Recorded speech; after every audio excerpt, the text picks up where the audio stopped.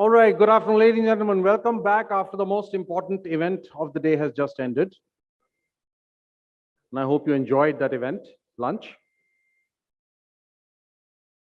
We have some very, very interesting events lined up for you post-lunch.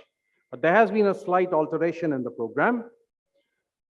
So we have two award-giving ceremonies right now.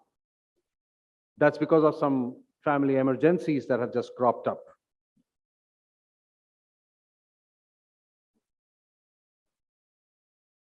कोई बड़े बुजुर्ग कह गए हैं हमें,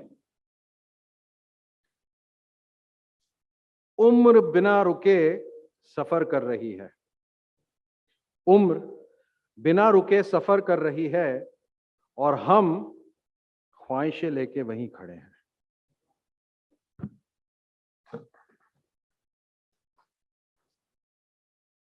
इस शेर का जो निष्कर्ष है वो कहा भी नहीं जा सकता, क्योंकि शायद ही कोई इंसान है इस कमरे में जो इस चीज को नकार सकता है। लेकिन फिर भी कुछ लोग ऐसे होते हैं हमारी जिंदगी में, कुछ लोग ऐसे होते हैं जिनसे हम मिलते हैं, जिनकी उम्र तो वहीं रुकी हुई है और वो ख्वाहिशों लेके आगे बढ़ चुके हैं। और ऐसे ही दो इंसानों से रूबरू कराएंगे अभी Mr. Ehsan Khan. Ladies and gentlemen, please put your hands together for Ehsan Saab, who's going to introduce you to the awardees. Thank you very much.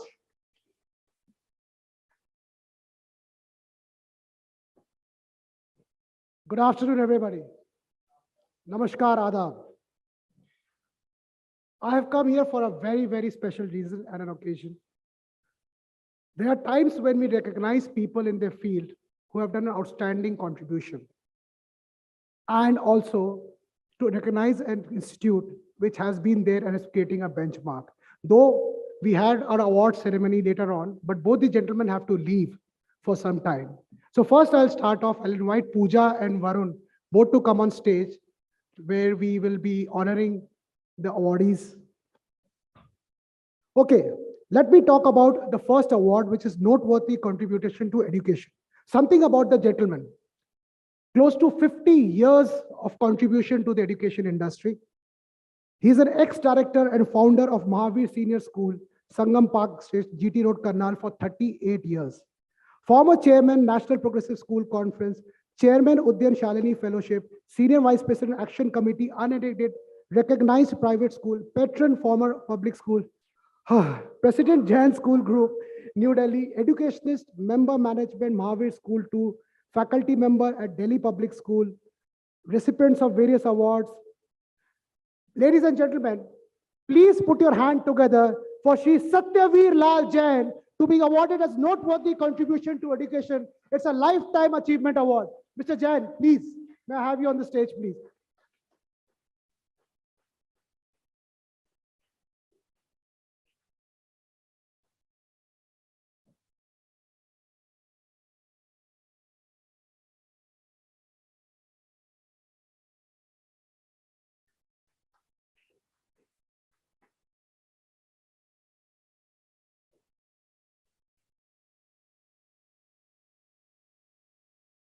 Sir.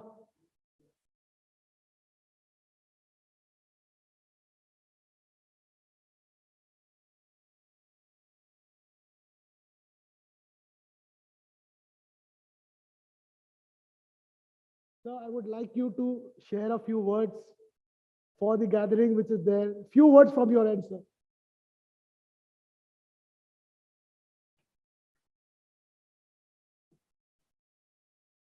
Good afternoon. In the morning, one speaker spoke that education need not be static, it must be dynamic. And the organization is Dynamic World Education Community. So I wish this community should grow, flourish, and spread its wings worldwide. And the messages that we learned today, they are of great value. And I think we should take home all these values and messages and then implement them in our lives, in our education, for the benefit of our children and the nation. Thank you so much. I am really grateful to Varun ji, Pooja ji, Ehsan Sahab for giving me this honor, which I will surely cherish for the rest of my life. Thank you. Thank you. Okay. Good. Thank you, sir, for coming. And I remember inviting sir, and he said that, "क्या मुझे आना पड़ेगा?" मैंने कहा नहीं sir, आप जरूर आइए. So I did not know him much about it. Then he said, "I'm 75 now, with 50 years of education." And then I thought that who am I speaking to? But thank you, sir, for coming. It's a great pleasure and honor to host you. Moving on to the next award, though I wanted him to stay back a little longer. This award is for school promoting quality education. Now, this school has created a benchmark. So we have a Delhi NCR where some regions are known for very good schools and some are still upcoming. But this award is specially meant where a school has been promoting quality education. We sent out independent auditors in schools we did not ask for any nominations. And then the school came up. Ladies and gentlemen, the school promoting quality education is Grand Columbus International School, Faridabad. May I request Sri Suresh Chandra ji to please come up on the stage and receive the award. GCIS has created a benchmark by making purposeful use of technology, education, and interactive whiteboard. And the school provides with the right education, with the right mix. They have got tinkering labs, they have got thought labs and science labs across. So please welcome Sri Suresh Chandra ji, the Managing Director of Grand Columbus International School.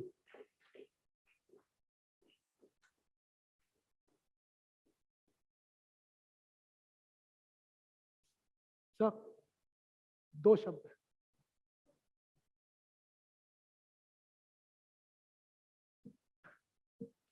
Good afternoon. Good afternoon. Thank you. Thank you very much for this award. I would like to share 2-3 lines about myself. I started my career 24th March 1984 with a capital of 233 rupees 50 paisa. Now, I'm able to achieve this award, and the school in Faridabad, and I'm associated with an association too, that is HPSC Haryana Progressive School Conference. That is the group of elite schools of Haryana. I'm the senior vice president of that, and we are fighting for the good cause of education for schools. And thank you very much for this award. Thank you. Thank you, Naiti.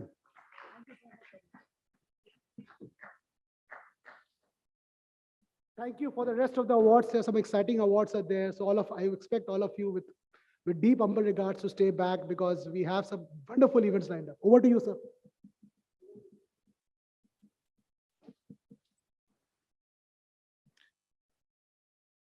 So they say,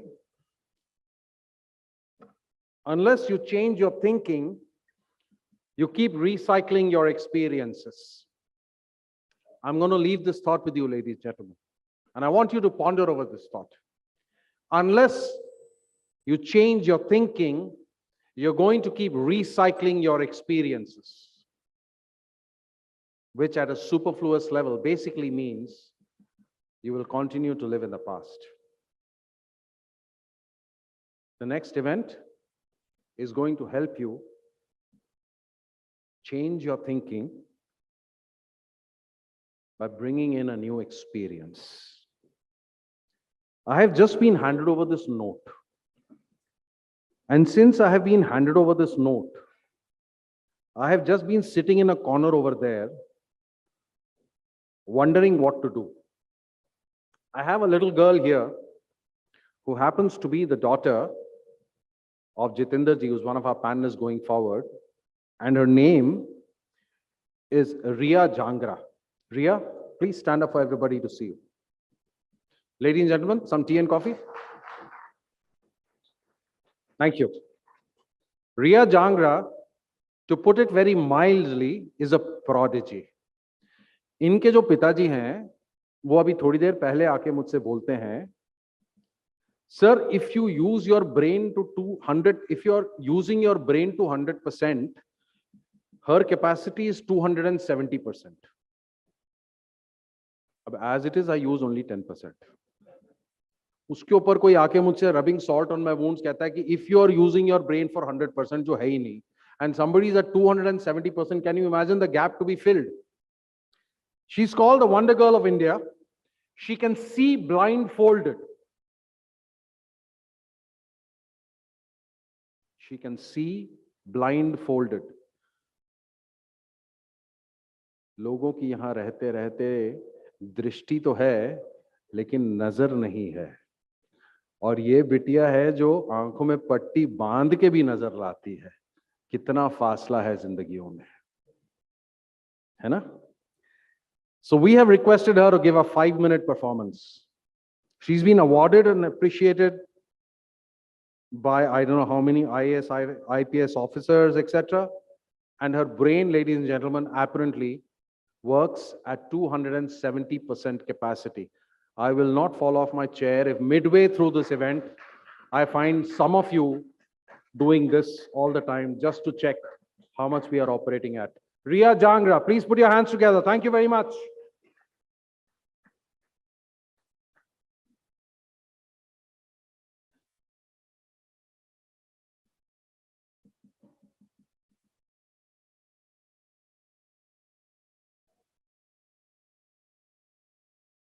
And just in case you're wondering, the gentleman there is a father who just rubbed it into me.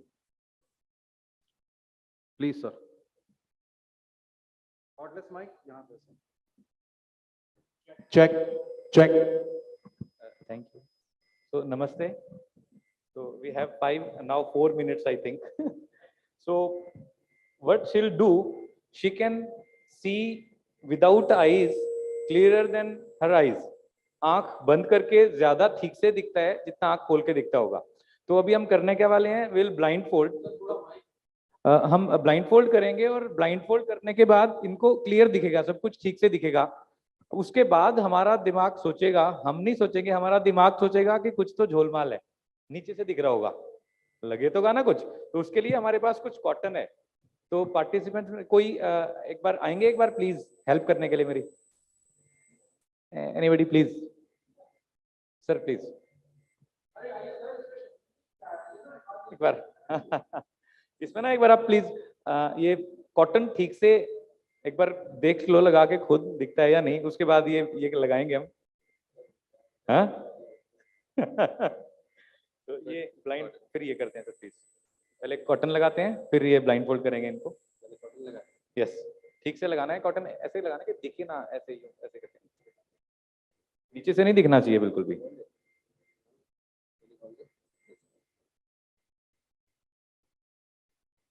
Is it possible? हाँ, आपके phone से message पढ़ेंगे ये in fact ये भी देखती है delete क्या किया है, बिल्कुल भी नहीं। I tried the cotton, it's absolutely dark. Yeah, you can't see anything. And on top of this one, I came forward because I am the one who is very skeptical. Okay. Oops. Oh, okay. She can see without this.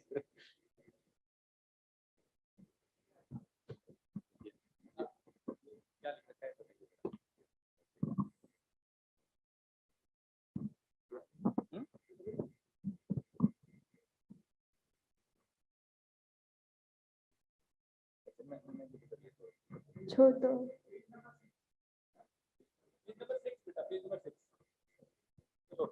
खोलेगी, page number 6 खोलेगी, no problem. And we have a book also, उसका भी page number खोलेंगे हम, page number 6।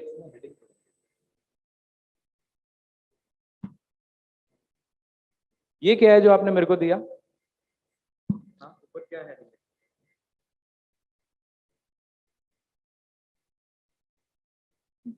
Delhi times. किस colour से लिखा है? दिल्ली रेड कलर से लिखा हुआ है, टाइम्स ब्लैक कलर से। चलो पेज नंबर 6 अभी।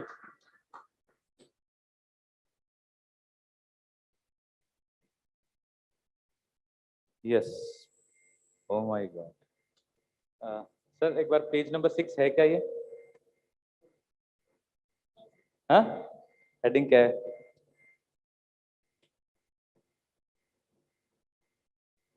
Viral clip of 5-year-old tied up in a sun leads cops to her home. Heading. Fine. So, okay. So ये बुक में क्या है बेटा? इस कलर से क्या है बताओ जरा? Granted the purpose of life. इस कलर से The purpose of life लिखा हुआ है black नहीं brown कलर से लिखे हुए हैं दोनों अच्छा नीचे राइटर कौन है इनका? राइटर और शेडो भी है नीचे लिखिए writer doctor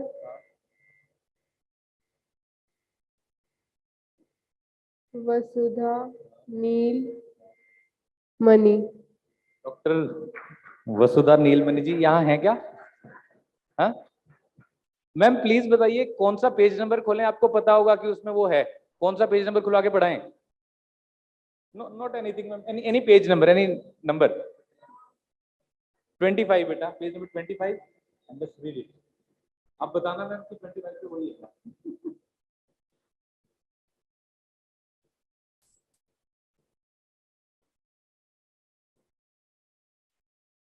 You can bring anything, she'll read it.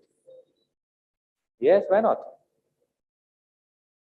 And one more thing is there, ये we have some blank page and marker, तो आप कुछ ड्रॉ कर सकते हैं, कुछ भी ड्रॉ कर देंगे तो she'll copy it, anything.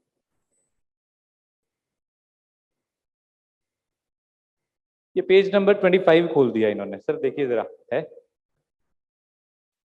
मुझे कुछ चश्मा लगाना पड़ेगा।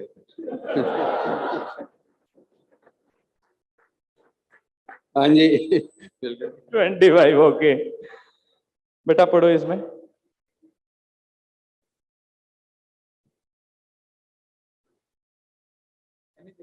नीचे क्या नाम है, किसका नाम है? मेलोडी बेटी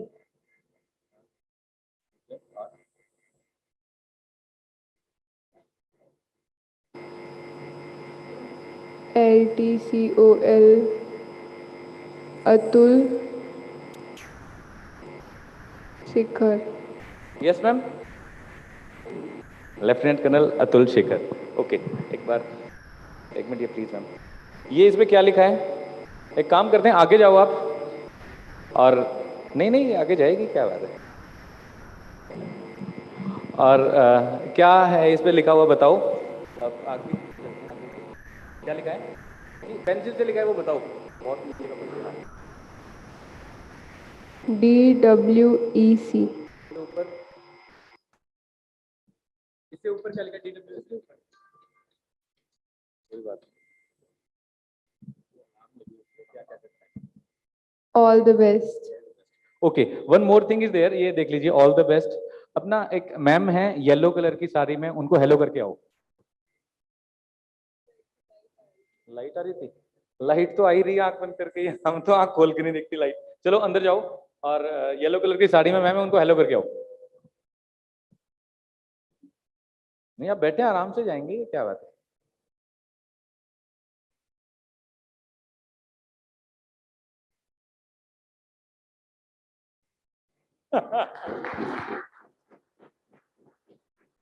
okay and if someone want to check, तो अपना आधार कार्ड या आईडी कार्ड या कोई करेंसी नोट दे दें, शी कैन रीड। और आपके फोन पे मैसेज पढ़ना, फोटो देखना, she can. Yes yes okay over.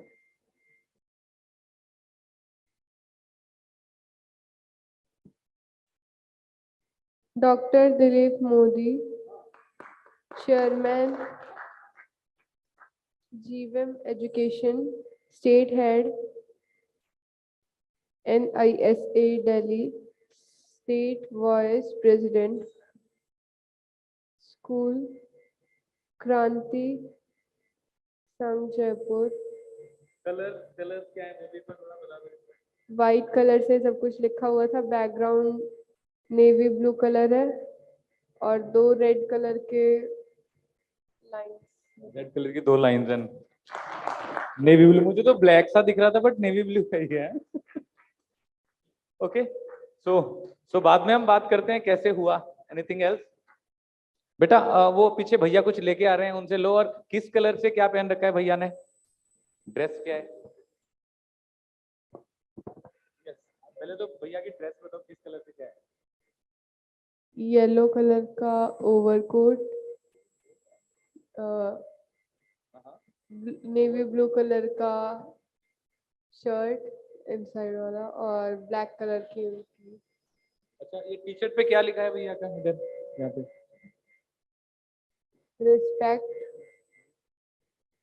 Reality, हाँ। रिएक्टिवली। Is it? Thank you very much, Jitendra ji. Thank you so much. Ria, I have seen something like this for the first time in my life. It's been ये truly इसमें क्या लिखा है? amazing. Thank you very sir much. एक last thing, sir ने पूछा इस पे क्या लिखा है? हाँ, क्या लिखा है? नहीं, इधर यहाँ पे क्या लिखा है? कुछ नहीं है। कुछ नहीं लिखा है, ये भी पता है इसको।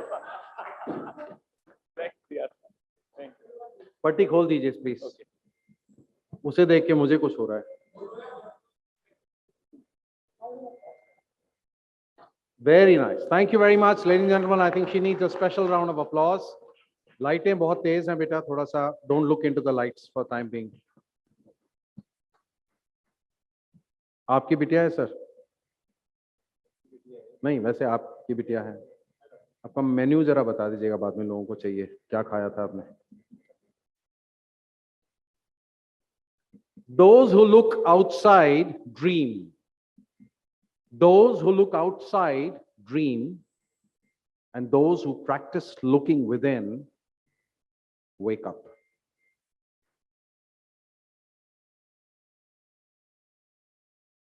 I don't know where you look. मुझे समझ नहीं आया रिया कौन से कैटेगरी में आती है, looking outside, looking within.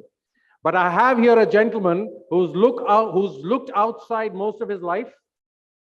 Somewhere along the way, he started looking within, woke up, and made an empire to educate the world. Ladies and gentlemen, please put your hands together for Mr. Sanjay Vishwanathan. Thank you so much, sir. Please do come.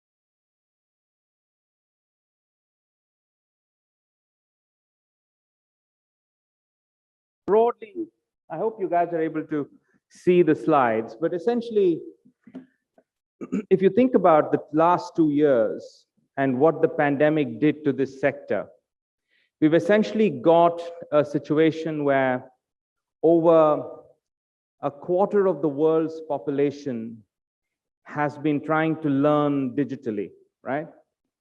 And when you think about what this has done to learning, and of course, our ability to skill and find jobs and going forward, I think amongst a few things that life has changed so dramatically, learning and skilling is one of them. You all would agree. And therefore, what I want to talk about is how we think at Ed for All and Adi Group, which is a global conglomerate now, and we're looking at education in a very serious way, as not just a learning situation or a skilling thing, but it's actually a building of the infrastructure, right, going forward. So if you think about it, actually, I probably moved, yes. So I think there are two things to this, right? If you move the next slide, you'll see that there is the fact that for people to be employed, you need to actually make them employable, right? And that hopefully will lead to jobs, right? Which is the key part of this whole thing. And therefore, if you think about what the classrooms would look like of the future, it's not just about having technology in a classroom, but also technology around it, so that you can have a whole bunch of people who can now interact with the teacher, the learner, et cetera, right? So in a nutshell, what you have is a global village of learning, but then all hooked up digitally, right? Now, obviously, there's a whole bunch of details there, but I'll make it simple for you that we think that if learning, skilling, and jobs has to be created now over the next decade or two, this is going to require a very detailed architecture, right? An architecture that's going to call for very robust interaction with the educator, learner, and of course, then to enable them to go out to get jobs, et cetera, right? So in a nutshell, something like this is going to mean very much like how it is to build roads or ports, et cetera, right? I mean, in our view, education is the new infrastructure and digital is the new highway. And therefore, how we're approaching education at Ed for All is not just bringing a tuition platform or a coaching platform or just another set of add-ons for a student to get equipped. This is the key. We want to collaborate with each one of you, institutions, government, regulators, where we want to co-invest. We want to be able to bring technology so that at the end of the day, we have a road that everybody can drive on seamlessly. And hence, what we see, this is education plus skills leading to jobs is actually an infrastructure thing and not a learning thing or just a skilling thing, right? So in other words, one of the things that we want to follow very much is the National Skills Quality Framework. So everything we do in terms of skilling will be based on NSQF. And therefore, anyone who's on our platform actually can become certified at the end of the day, right? Data, which is this at the heart of this, essentially means that everything we do with the educator, the learner, the institution, and the parent that I was talking about earlier will need to be monitored through data and analytics so that we can deliver outcomes. Delivery of outcomes, outcomes as in learner outcomes, teaching outcomes, skilling outcomes. These are going to be key, and this is what data will do to monitor it. Yeah? Let me move to the next one.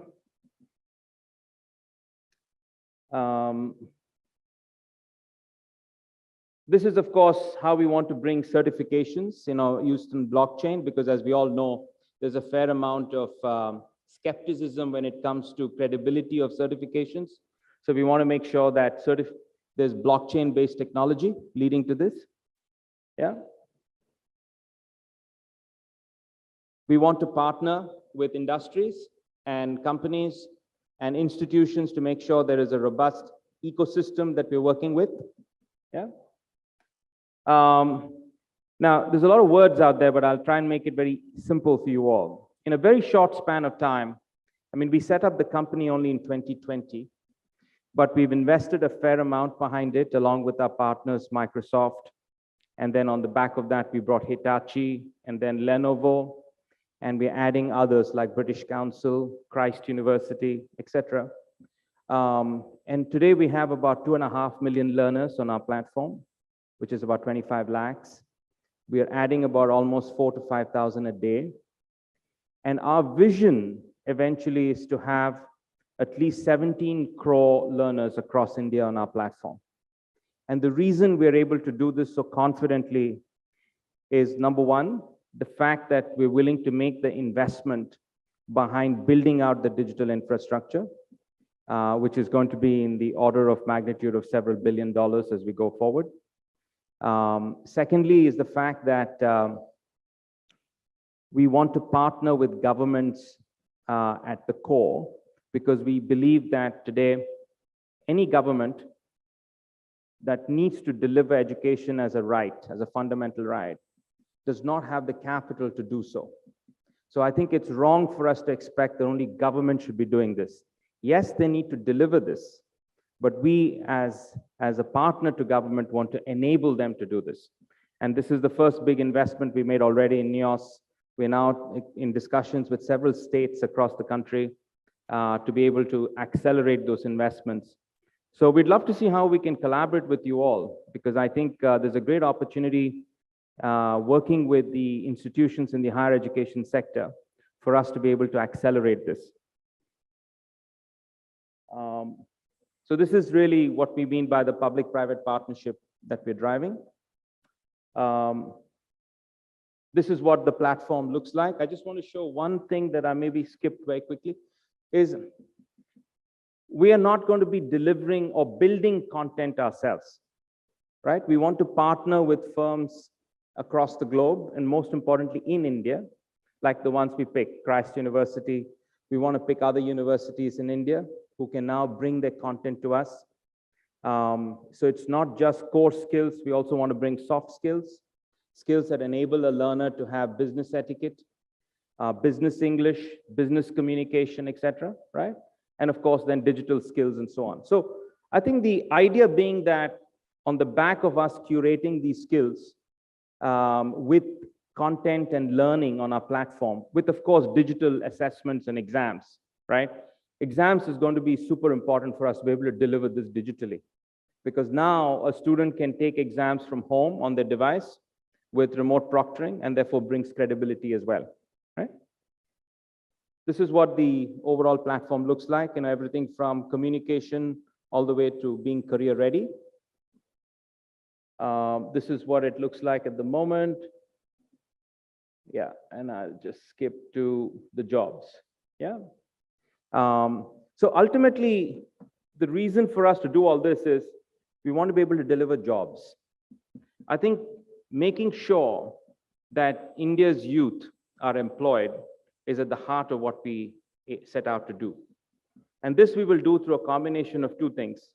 One is to foster entrepreneurship. So we'll do this through bringing capital, venture capital in every district of India to embed entrepreneurs in districts in tier 2, tier 3 towns. But on the back of giving them skills, in a panel I spoke today earlier about how something like cash, how a student in class 6 can learn how to manage cash, right? Is a very important part of being an entrepreneur, right? And we'll bring skills like those to make sure that a learner is equipped to run her own business when she graduates from school even, not necessarily college, yeah? But those who want to actually go and find jobs, we want to then work with the likes of NSDC to build the most advanced skills and jobs matching platform that would then enable people to be employed based on the certifications and the skills and the content that they've learned from our platform in partnership with you all. Yeah.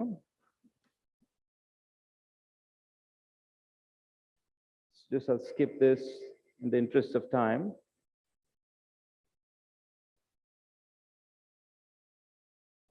This is just what we've done with NEOS up to now. The case study that we've got. These are some of the advocacy campaigns that we ran, across the 2.5 million learner base of NEOS to make sure that our platform is inclusive. I mean, think about it. We're offering the full year's education of a class 12 student with certification at a cost of 1,500 rupees, 1,500 rupees, right? It's world-class education, world-class skills that enables a learner to be educated and employed. And that's what I mean by saying we want to build an inclusive platform. Yeah. And this is not like one of those trial offers, you pay 1,500, it goes up to 15,000. This is 1,500 for life. Because my belief is if we need to get every one of those learners in tier 2, tier 3 rural towns. I mean, believe it or not, when I traveled across India a couple of years ago, there are still villages in India where there's women who are illiterate. There are villages that have 0% women literacy. 0. And we're living in the 21st century and we aspire to be a first world nation. Right? So the only way to do that is to bring world-class education, not at the cost of $1.5 lakh, but at 1,500 rupees. And I think this is what I say to you all. We have the technology now, we have the platform, we have the partners, and if we can work with you to build the right customized content in your markets, and for you to bring the learner database that you have, the learner population, just think about what we can do with this country. Thank you. Happy to take any questions you may have.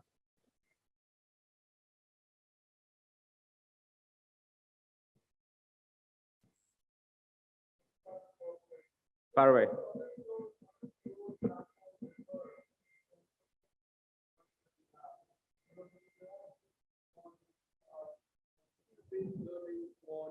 A time-bound period. So how would, who would be some of your competitors and how are you differentiating yourself from your competition moving forward? Secondly, how diverse are the courses that you provide in terms of time span? Two great questions. The first thing I would say why we're different is we're not a coaching or a tuition platform. Secondly, we're not a platform where a student has to come for one particular feature and then go to another brand or another product or another platform for another feature, right? Because if you think about it, there isn't a comprehensive learning, skilling, testing, certifying, jobbing platform in the country. So in other words, in one go, a student can get all of these as she goes along, right?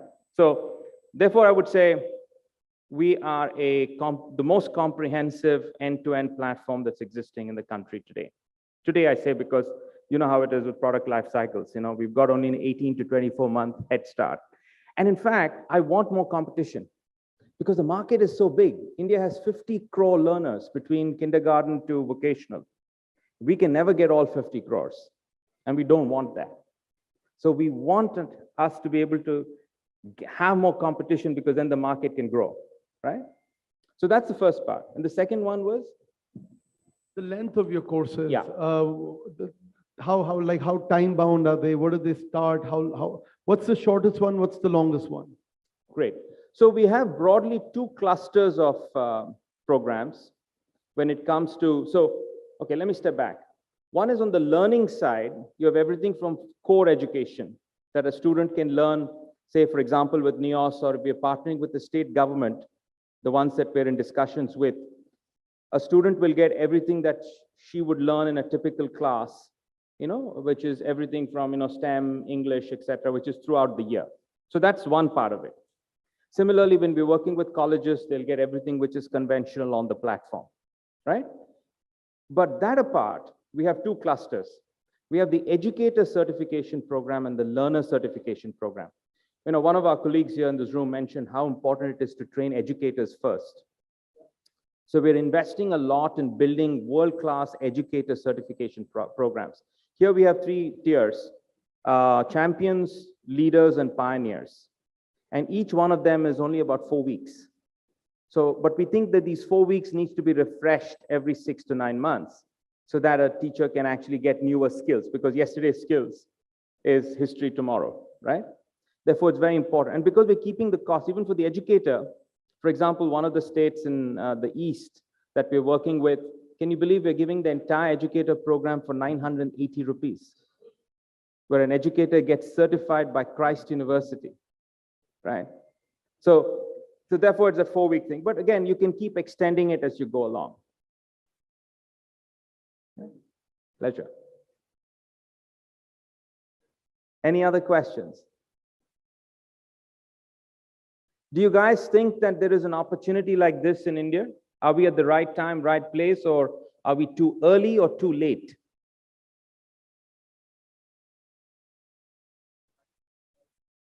The right time, you think? Great.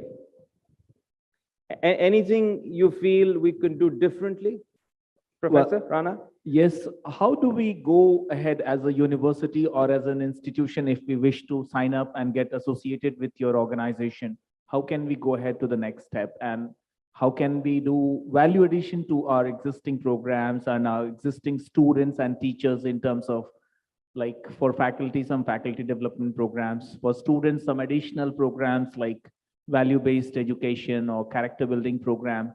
So how can we join hands with your organization? That's an upfront question. Sure. So Professor Rana is from Chandragupta University, Institute of Management. Institute of Management. So let me clarify. So one, for higher education, we've got a brand called Learned. So what we would do is bring this platform ready-made as a technology platform so that the college doesn't have to invest now in building this ground up. Everything from live classes all the way through to certifications is already there. You can start tomorrow morning. The only thing we'll need to work with you on is customization of the live classes. So here we'll need about 3 to 4 weeks to train your teachers to deliver the pedagogy in a live class format on our platform. So in other words, in 4 to 6 weeks, you've got a digital platform that's up and running, number one. That includes everything from classes now all the way through to testing and certification, right? At an extremely low cost. The second thing is, now a student who wants to come to your institute of management would have necessarily have to be in Patna or the area for him or her to be able to study. Now you can actually take your brand to the rest of the country or even the world. So now you can actually package this in a way, we can do it in multiple ways. We can make it either a completely digital certification program from your institute delivered by us for a student even in Sacramento to get it. Or if they want to do it hybrid, they can come and spend, let's say a couple of months at the college, and then the other time they're doing it at home. So therefore now you can take your college to them rather than waiting for them to come to you. One last question. We have been training the bureaucrats and the officers who are currently serving offices. So one of the biggest challenges which we face, like if they are coming to our campus for 5 days, their entire official work comes to a standstill. Right. So can we have some model wherein they can actually, attend the sessions while they are in office and they can, disrupt it as and when they like and then continue thereafter? Maybe they can attend their office for 1 hour and then continue with the training program.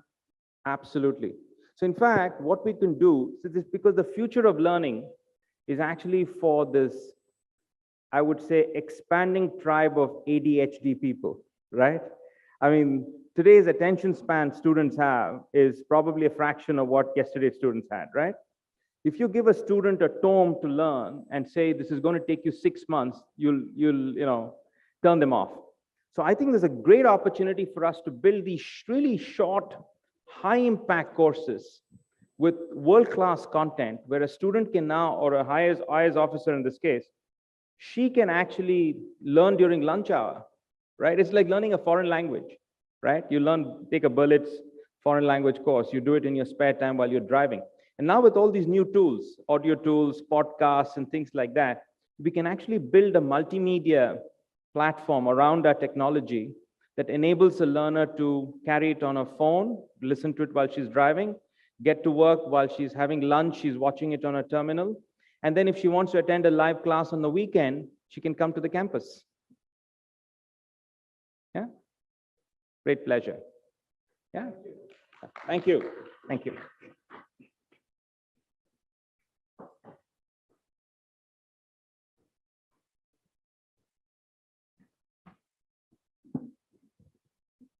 Sanjay ji, thank you so much. That was definitely an eye-opener. So just to get things a little bit in perspective, sir, You said you're going to have a program that's going to allow a class 6 student to learn how to manage cash. Life was easy. I just had to learn how to manage my father. It was so much better. All right. So anyway, I don't know what's going to happen to those fathers if you're going to teach those class 6 students to manage cash. All right. I think we'll have a separate. Awesome. Okay. Ladies and gentlemen, please allow me to welcome Dr. Kalyan Kumar Hati, founder and chief mentor of the Metamorphosis Engineering and Skill Development. Dr. Hati, welcome, sir. Just little heads up, we're running terribly behind schedule, so we'll speed up a little bit as much as possible. Thank you very much.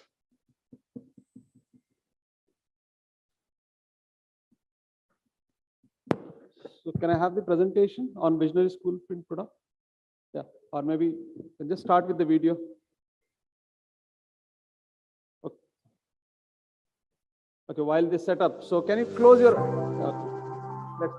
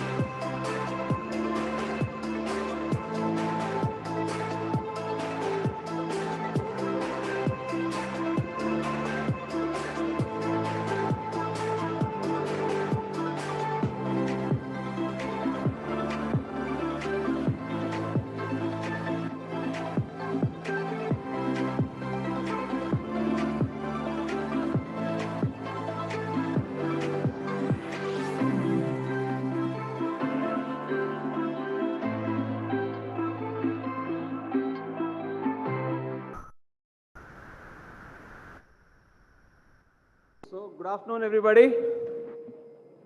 What's happening? Yeah, so that is what we expect, right? So when we go in a class, we expect our students should say good afternoon.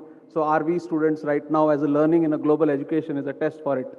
So this is what happens as we grow, we cut off from the world, right? So good afternoon, everybody. Yeah, great, thank you. So can we test this further? Are you really wanting to learn in this global education platform? Yes or no? Yes? Okay, let's see. So can you close your eyes for a few seconds? Everybody close your eyes. I'm going to test. Whosoever, there are volunteers who are sitting who are not closing your eyes, okay? So close your eyes for a few seconds. Yeah. Close your eyes. Ma'am, last few seats. Done. Pin drop silence. I'm going to give an instruction and let's see test how open are we to learn. The morning discussion was about we need to learn, not the child. Don't think of a monkey. Don't think of a monkey. Don't think of a monkey. Don't think of a monkey. Open your eyes. Yeah. How many people thought of a monkey? Raise your hands. Yeah. Almost all. Come on, don't lie. Let's be honest. We are talking about values. We have to live by the values before we teach the children. Yeah? Almost everybody, the monkey was coming. So why? Are we not taught English medium? Have we not gone to school? Don't we understand the language? I'm saying don't think of a monkey and we still think about a monkey.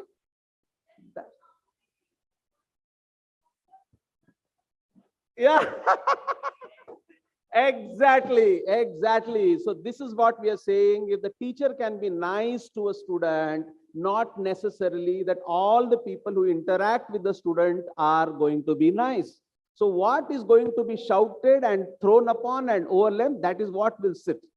We had a nice conference over here, and at this moment of time, suppose a tea was supposed to be given and we tell that no tea is available, please go off. You will remember this 5 minutes about DWC and forget everything for the whole day, which was a good hospitality. Yes or yes? That will dominate. That will dominate, right?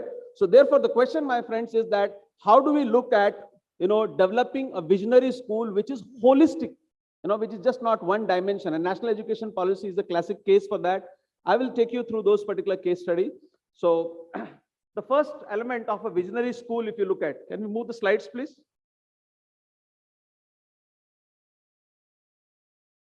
Can we move the slides?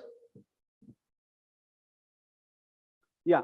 So the challenge, what's the challenge, in terms of vision? The challenge is basically, there are 4 different elements to this particular challenge. One is about the incomplete being, the child which is there, which is born and which is being sent to the school. Is it the being complete? The being, when I say in terms of physical, in terms of mental, in terms of emotional, in terms of social. So there is an incompleteness of that. And when the child is being put on to the pre-KG, we start teaching standing line, sleeping line, vertical line, and slant, all of that particular thing, but we don't touch that particular being completeness. And this incomplete actually shows up into the student's career, in the student's business. So that's the first challenge. The second is about not ready for 21st century education. I wonder how many of you know, if you look at Zoho, they are recruiting people at 8, 9, and 10 standard. They don't require qualification and certification and degree. If you look at Google, they have stopped looking at qualifications and degree. It is all about the skill. So do we look at that 21st century skill? I say that I'm drawing X number salary. Can you give me a job? And maybe you can, industry average could be 30% hike, but just give me 20%. You will be thinking twice. But if I say, if you have a 1 crore of business, I am here to come and take your 1 crore to 100 crore. In that 100 crore, you give me 10 crore, you will happily give me. So do I have that ability of the 21st century thinking to be able to contribute? Third is about the stressful towards competitive exams. Everything is about rat race, wo karo, ye karo, wo pado, and it is just the student is running. So that's the rat race. How do we make this rat race into a fun, So maybe kabaddi bhi khelte hain, cricket bhi khelte hain, there is itna bhag dod hota hai, but there is a fun. How do we bring in the fun? And the last is about not an optimum context and environment. We are in a continuous judgment. We are judging the student.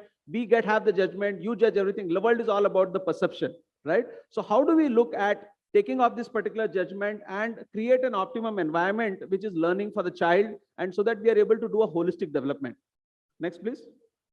So therefore, my friends, what is the issue? If this is a challenge, what's the problem? So, and the COVID is the one big learning time that we had, where we understood that if these are the problems, if you have to live, then it will lead to anxiety, suicide, anger, frustration, jealousy, unhappiness, mental illness, misaligned, and so on. So these are the first set of problems when the being is not complete. It's not about the skill and education and platform and technology. It's the being. We are a human being. Second is about, if the next element is not being looked at, then there is more focus on the marks, and you run around those particular things. Mere ko 2 mark kam pad gaye, 2 mark. At end of the day, you all know, we are sitting here. Aapko first rank aaya, second rank aaya, aapne itna marks kiya, aadhe mark ke liye reda, doesn't matter. We are all on the same. At life, it doesn't matter. So how you are able to better up yourself from something that you are loving and something that you are passionate about is what will define the end of the day, the happiness. You may be drawing several CEO, you may be CEO or MD, but at home when you go, if you do not find that happiness with your wife and children, it's of no use. So how do you look at, because it's only life. Agar aapne paas 2 life hote, so 1 life you could have spent that, and 1 life you would have spent being happy. But that's not so. It is only one life, right? And no parent would like their child to be unhappy. So how do we look at those issues? Third is about how do we prepare for the competitive exams? Because while we say that, but can we prepare in a fun way, whether it is Olympiad, whether it is IIT, whether it is JEE, right? And fourth is about how do we look at the context, when we say context, whether it is a principal, whether it is a teacher, whether it is a founder, whether it is a Aya, whether it is a driver, however we look at bringing learning opportunity and orientation program for these people from a leadership standpoint, so that they are able to collectively create a nice environment. If you are all, instead of sitting over here, and if we are sitting at the airport right now, and if I'm giving this, none of you will understand because the context is not right. It can be same presentation, it can be same Kalyan Hetty, it can be same DWC name, but you will not have, because the environment is not there. We are able to sit here, listen it, because it is of the right context. Are we creating this right context for the child? Next, please. So therefore, my friends, this brings up the need and purpose for the visionary school, which has 4 elements. The first element is about the holistic development, developing the core of the child. Second is about the holistic learning, where we prepare the child for the world. Third is about the holistic growth, where we bring the edge to the child through competitive exams, through career counseling, through career mapping, and so on. And the last element is about the signature workshops, so that we create the right context by transformation programs for all the stakeholders around the child, and therefore it becomes a child-centric holistic development education. Can we look at that? And a national education policy provides that opportunity for us to move into this particular space.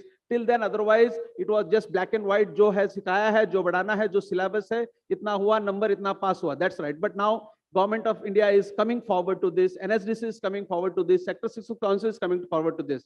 So because I'm saying this, because Metamorphosis as an organization has 3 skill centers. They're working on DDUGKY program, NULM program, PMKY program. So there's 3 skill centers in Chennai, and government is supporting a lot on that. For per student, they're giving 35,000.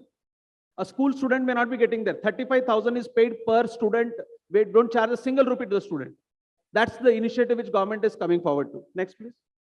So therefore, when it comes to holistic development, we need to look at how we develop these particular aspects. So there are several processes that we can think of, whether it could be a thank you process, or it could be a gratitude related process, or it could be about the forgiveness related process. So making the leader is a diary which each child gets. There is a digital platform. All of this content and coursework and everything is on a digital platform. On the platform, you can have credits, you can have scores, you can have the dashboards, you can watch and see the learning of each child. You can even watch and learn, see how each teacher's content is getting consumed. You can put your own school content on that. You can put external content. You feel that there is some other expert who's come, which can be good. There are some questions like sports, like why we are not talking. If you feel that that is what you need to integrate, you can bring that. All of that is provided through this technology platform of Learn and Inspire, which is actually a learning partner for life, whether it is Learn and Inspire school or college or corporate or business or MSME or old age. So right from the cradle to the graveyard. So all the aspects, as you cross over every stage of life, Learn and Inspire is the learning partner for you. Here we are discussing more on the Learn and Inspire school. Next, please. So next is about the 21st century skills. So in 21st century thinking skills is basically, it's about strategic ability to strategically think. So there is a drone simulation through which you can develop the strategic thinking. Instead of playing on Facebook or WhatsApp or TV or serial or cartoon, one child can engage on all of this and develop those abilities. It could be about critical thinking skills. It could be about lateral thinking skills. ऐसे क्यों नहीं हो सकता है, right? So we lose somewhere in our life journey the ability to question, and it is the ability to question is what leads to innovation, right? So we need to be innovating to be able to survive as an organization, as a school, as a person, as a family. Next, please. So next is about the entrepreneurial attributes. So here, we teach. How many of you can tell me A for, what is A for? Anybody? Apple. Okay. B for banana. Okay. A for apple, B for banana, C for, yeah. So this is, yeah. Thank you. So this is where the challenge is. After so much of education, learning and reaching this particular stage, we still feel, when we talked about entrepreneurship and all that, can we look at A for appreciation? Can we look at B for bold? Can we look for C for courage, D for determination, E for empathy, F for fun, G for greatness? So can we teach these entrepreneurial attributes to the children? It's just based on my book, Making Great Leaders Happen. That's a book written by me with 25 years of experiences traveling across several coaches and mentors across the globe. So there are certification program on this entrepreneurship where each module, there are 26 such modules spread across 3 different years. Next, please. The technology leadership. So how do you bring in the tech? Tech is the must, whether it is medical field, engineering field, non-medical field, or creative art, where you take anything, there is technology. Even आप घर में अगर बैठोगे तो fan भी घूमता रहेगा तो that is also a technology. TV देखोगे तो भी technology है. खाना पकाओगे तो भी technology है. So everything there is a technology. So if we are not exposed to a technology, then we are making our children handicapped. So therefore, we have to equip the children with the right technology skills. So instead of engaging on an activity where it is just gamification and there is no much learning, we can engage on that. Drone simulation, you can simulate on a drone and develop strategic thinking. You can do a AR, VR coding where you can develop the ability of creative thinking. You can look at AI where you can develop the structural thinking skills and so on. Next, please. The life skills, end of the day, it's about the life skill. For example, if you listen to the open world, we all used to say Kingfisher ka brand hai, pen lagayenge, diary lagayenge. This is so pride. Today, it is not so. What has happened to the brand? So somewhere the core value has gone lost. Or if you look at coaches, she raised to the level of a chairman of ICICI Bank. She had to resign. What happened? Somewhere the value is lost. You have Nani Lambani built such a big industry. Then, in court, we are saying that, sorry, I am bankrupt and I do not have any money and I'm completely on street. So what has gone wrong with all of this? The core is core values. So are we teaching our children those particular core values which can be for their life and so apne parents ko sharminda na karna paye? Right? So are we as a school founders, as a school educators, taking effort in that particular direction to prepare those global citizens for the country and for the world? Next, please. So academic accelerator. So end of the day, we also need marks. 10th be important hai, 12th be important hai. So science, mathematics, audio, videos and all that, is also being taught for. So this is what will be covered in the holistic learning. Next, please. Next, please.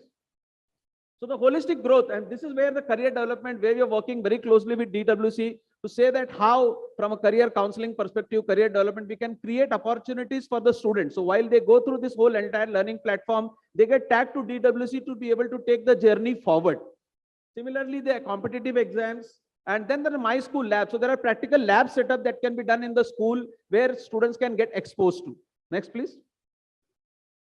So last is the holistic transformation. So if you look at the holistic transformation, it's about the entire context. There is a leader of leader program for principals. There are teachers of leaders program for the teachers. There is a leadership orientation program for IAs, drivers. There is visionary school founder program to be able to create that vision, and how do you leave a legacy on the planet Earth, right? So for especially, we could have been in the lawyer industry, we could have been there in any other industry, but the fact that we are all in the education industry and we have come here, there must be a purpose. So how do you lead from the purpose? How you lead from the state of being? So therefore, can we connect our purpose to this and to be able to create that transformation? Next, please.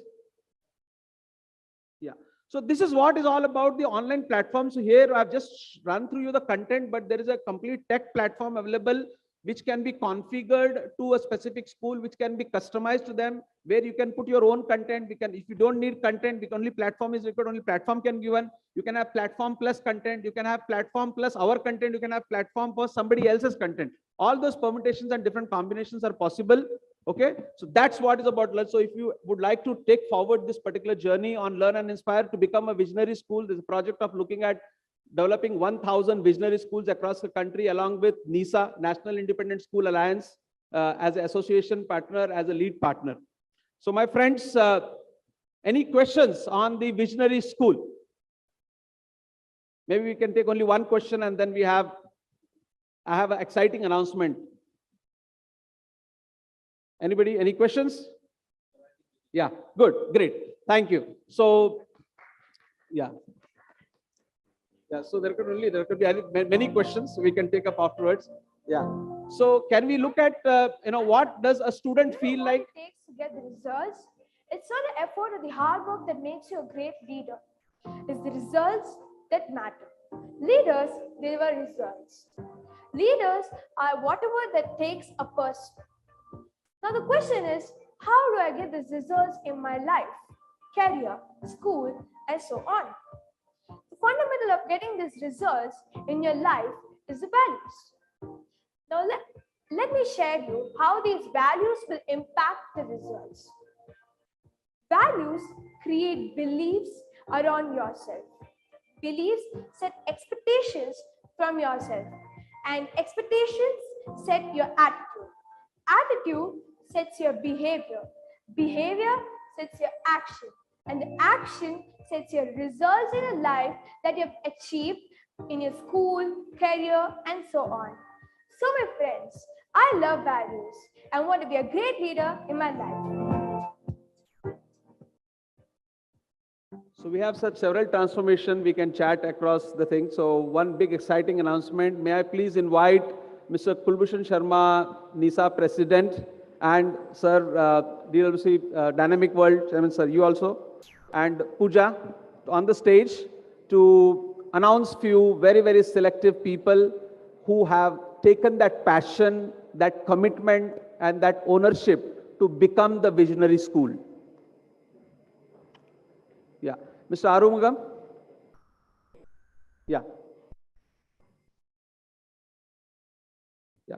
So can you please announce the most exciting? I know, I don't want to be there, but just a selection, which is a start point over here. Yeah. So why don't you tell the names? Why don't you announce the names? Yeah. You announce the names.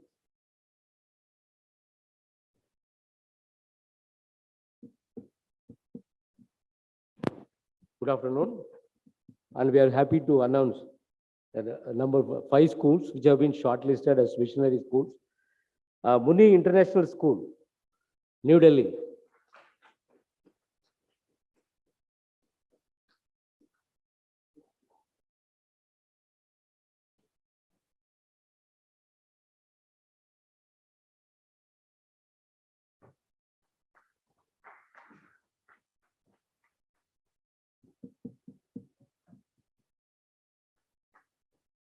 Junjunu Academy, Junjunu, Rajasthan. Dr. Dilip Modi.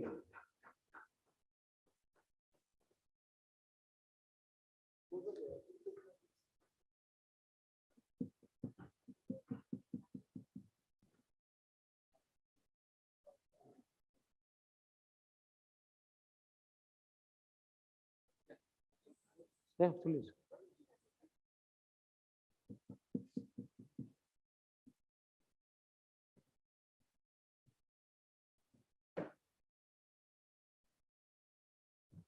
Srishti International, Mr. Abhishek and Mrs. Ankur.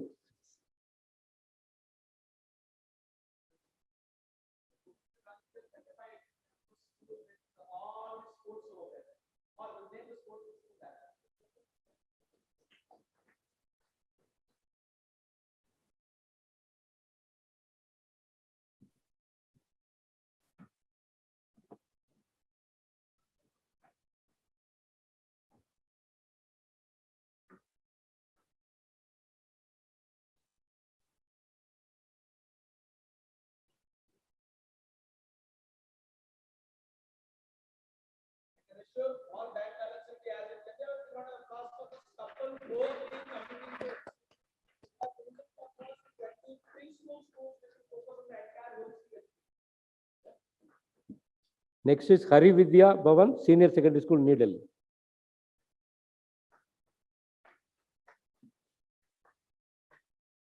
Being in Delhi, not recognizing the school is committing to Delhi, I think. Thank you for that.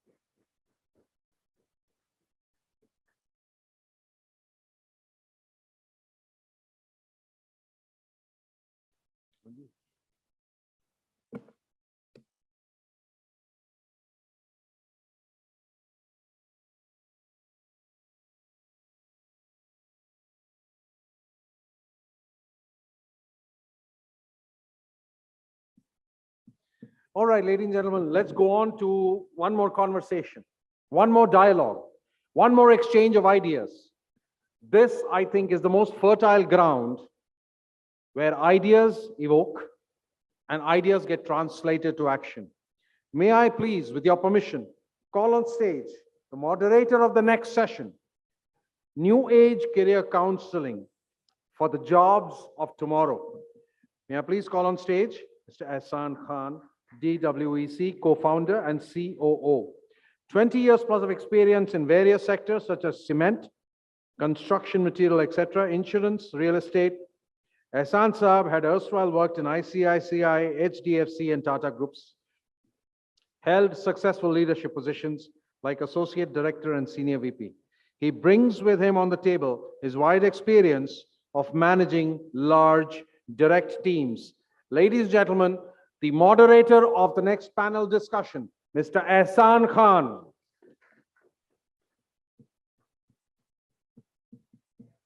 I'll run through and invite the other participants of this panel discussion. Dr. Tabrez Ahmed. He's virtual, I think. Right? No, he's here. There he is. Dr. Saab, welcome. Vice Chancellor of the G.D. Goenka University and Dean, School of Law. His expertise is in the area of cyber law, intellectual property rights, energy law, and jurisprudence, with a background in commercial law.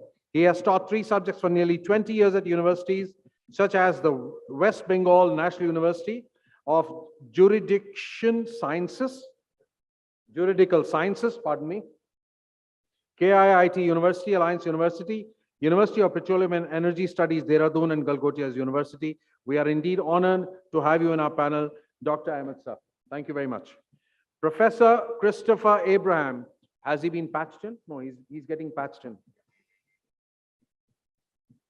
Professor Christopher Abraham, welcome aboard the panel virtually, sir. COO and Head, Dubai Campus, SP Jain, School of Global Management, Dubai.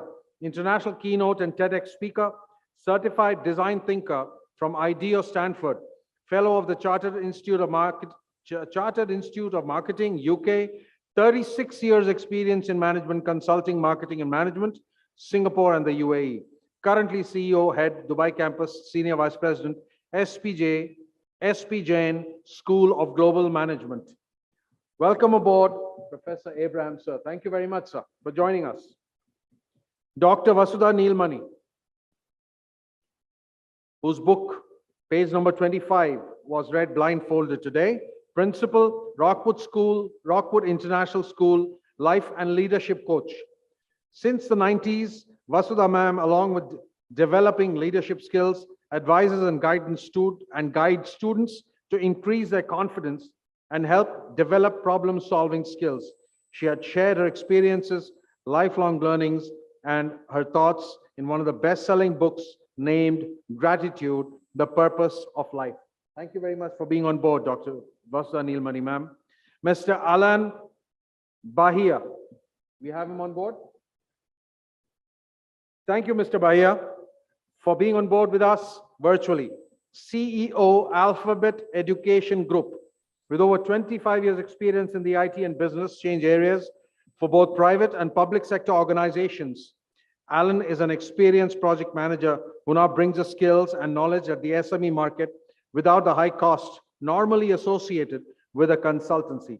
Thank you very much, sir, for being with us. Ms. Meenu Mehrotra, what did I say?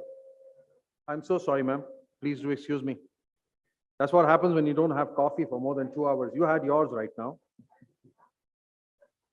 Certified archetypal consultant. Now, I'm very curious to understand today from her, who's a certified archetypal consultant, certified NLP practitioner, spiritual director, and published and authored 7 books. Thank you very much, ma'am, for joining us today. The father of the little girl, Jitendra Kumar. Sir, you lost your identity today to Ria. अब वो बिटिया के बाप कहलाते हैं आप. That's something to be proud of. Memory Grandmaster, Mind Therapist, Reiki Grandmaster, NLP Coach, Spiritual Master, Professional Young Innovator, PDUIIC, under RUSA, Ministry of Human Resource and Development, Government of India, Hisar, Motivational Speaker, Psychologist, Resource Person under the Technical Education Quality Improvement Program, World Bank, Government of India, and Government of India. A passionate teacher, researcher, Jitendra Kumarji is known for putting his heart and soul into everything he does. With a host of strong qualifications, half of which I have read out today. You'll need to excuse me, sir, because आपके qualifications में पढ़ूंगा तो dinner तक चला जाएगा, sir. So I'll be requesting you to, add on to the qualifications later on. And CV Srikanth. Oh, that's me. Okay. So I'll also be joining the panel, right? So thank you very much, ladies and gentlemen. Let's get the ball rolling with Ehsan Saab on career counseling, new age career counseling for jobs of tomorrow. My only question. So I'm going to start this panel in a slightly different way. I'm going to throw a question to the anchor to start with. We've been hearing since morning that 80% of children who are preparing today are preparing for jobs we don't know tomorrow. How does a career counselor handle children for jobs of tomorrow when he doesn't know what are the jobs of tomorrow? Joining you soon, sir. Thank you. Please. Please, have a seat. Thank you. Thank you, sir, and this will be a tough session because the moderator of the whole session is in my panel, but we hope to make it very lively. Thank you, everybody, for waiting up. So we'll quickly jump on to this topic, new age career counseling. So we have been through 3 sessions, 2 sessions before this, 3 sessions, and a lot of wonderful insight. But everything starts, as per my view, and my panelists will agree, when you actually know a child when is growing up, when we are actually able to counsel. Most of our friends over here and our guests over here are teachers, educationists. The prime job of an educationist is to impart education, apart from teaching books. And there's a time in life on everybody when people feel that, a child gets confused that what career should I take and how should I be molded and how should I help? So with this, I'll ask each of my panelists to give an opening remark on this line called New Age Career Counseling. I'll start with Professor Christopher Abraham, who's online with us, to start off by giving his opening remark on this topic. Thank you very much, and good day to everybody. I think the foundational reality is that change is so dynamic and so fast.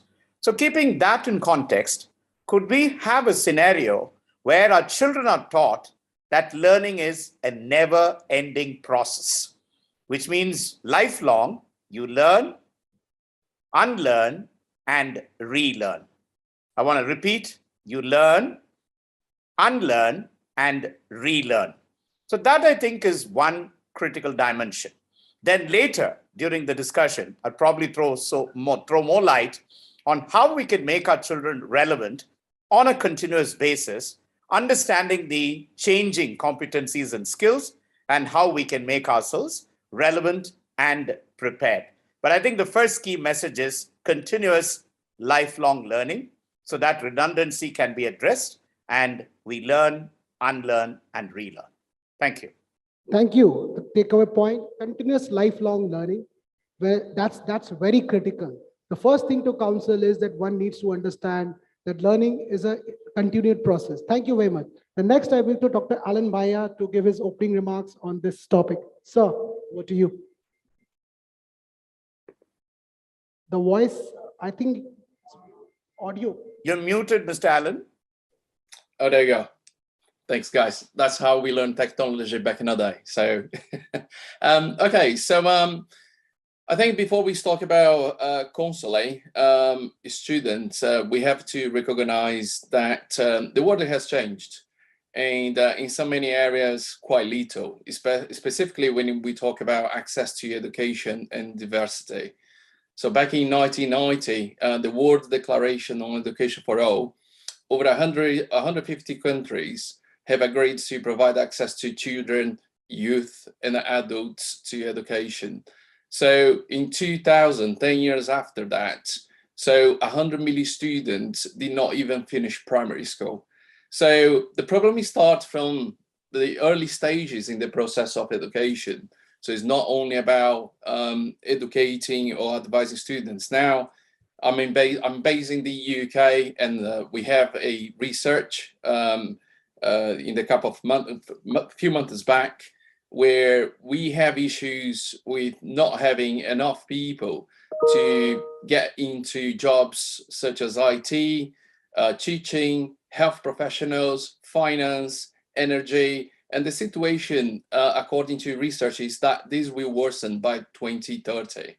So how do we counsel? How do we advise students and parents out there to kind of get into jobs, into the future jobs, into what the industry actually needs? So there is a massive work to us as educators and parents and governments and private institutions to do out there to encourage students to get into the right jobs, into the right places where we need as an industry. And that's my little line for you guys. Thank you. Thank you. So you have re-emphasized the reason and the value of career counseling because there's a huge gap and a demand for this. Okay. So next I move to Dr. Tabrez Ahmed for his opening remark on this. It's very nicely said that we have to be very open about the learning, that we have to be open to learn, to wrongly learn, and also we have to relearn and also go on have the lifelong learning. But the question is that what to learn and why to learn and how to learn. And unless until we are very clear and then we have a proper context, because learning will happen in proper psychological setup. If the learner is not willing to learn, nobody can make him learn. So the whole idea is that how to ignite the learning, how to inspire the learning, how to create the context, so we can have 100% learning. Thank you. Thank you.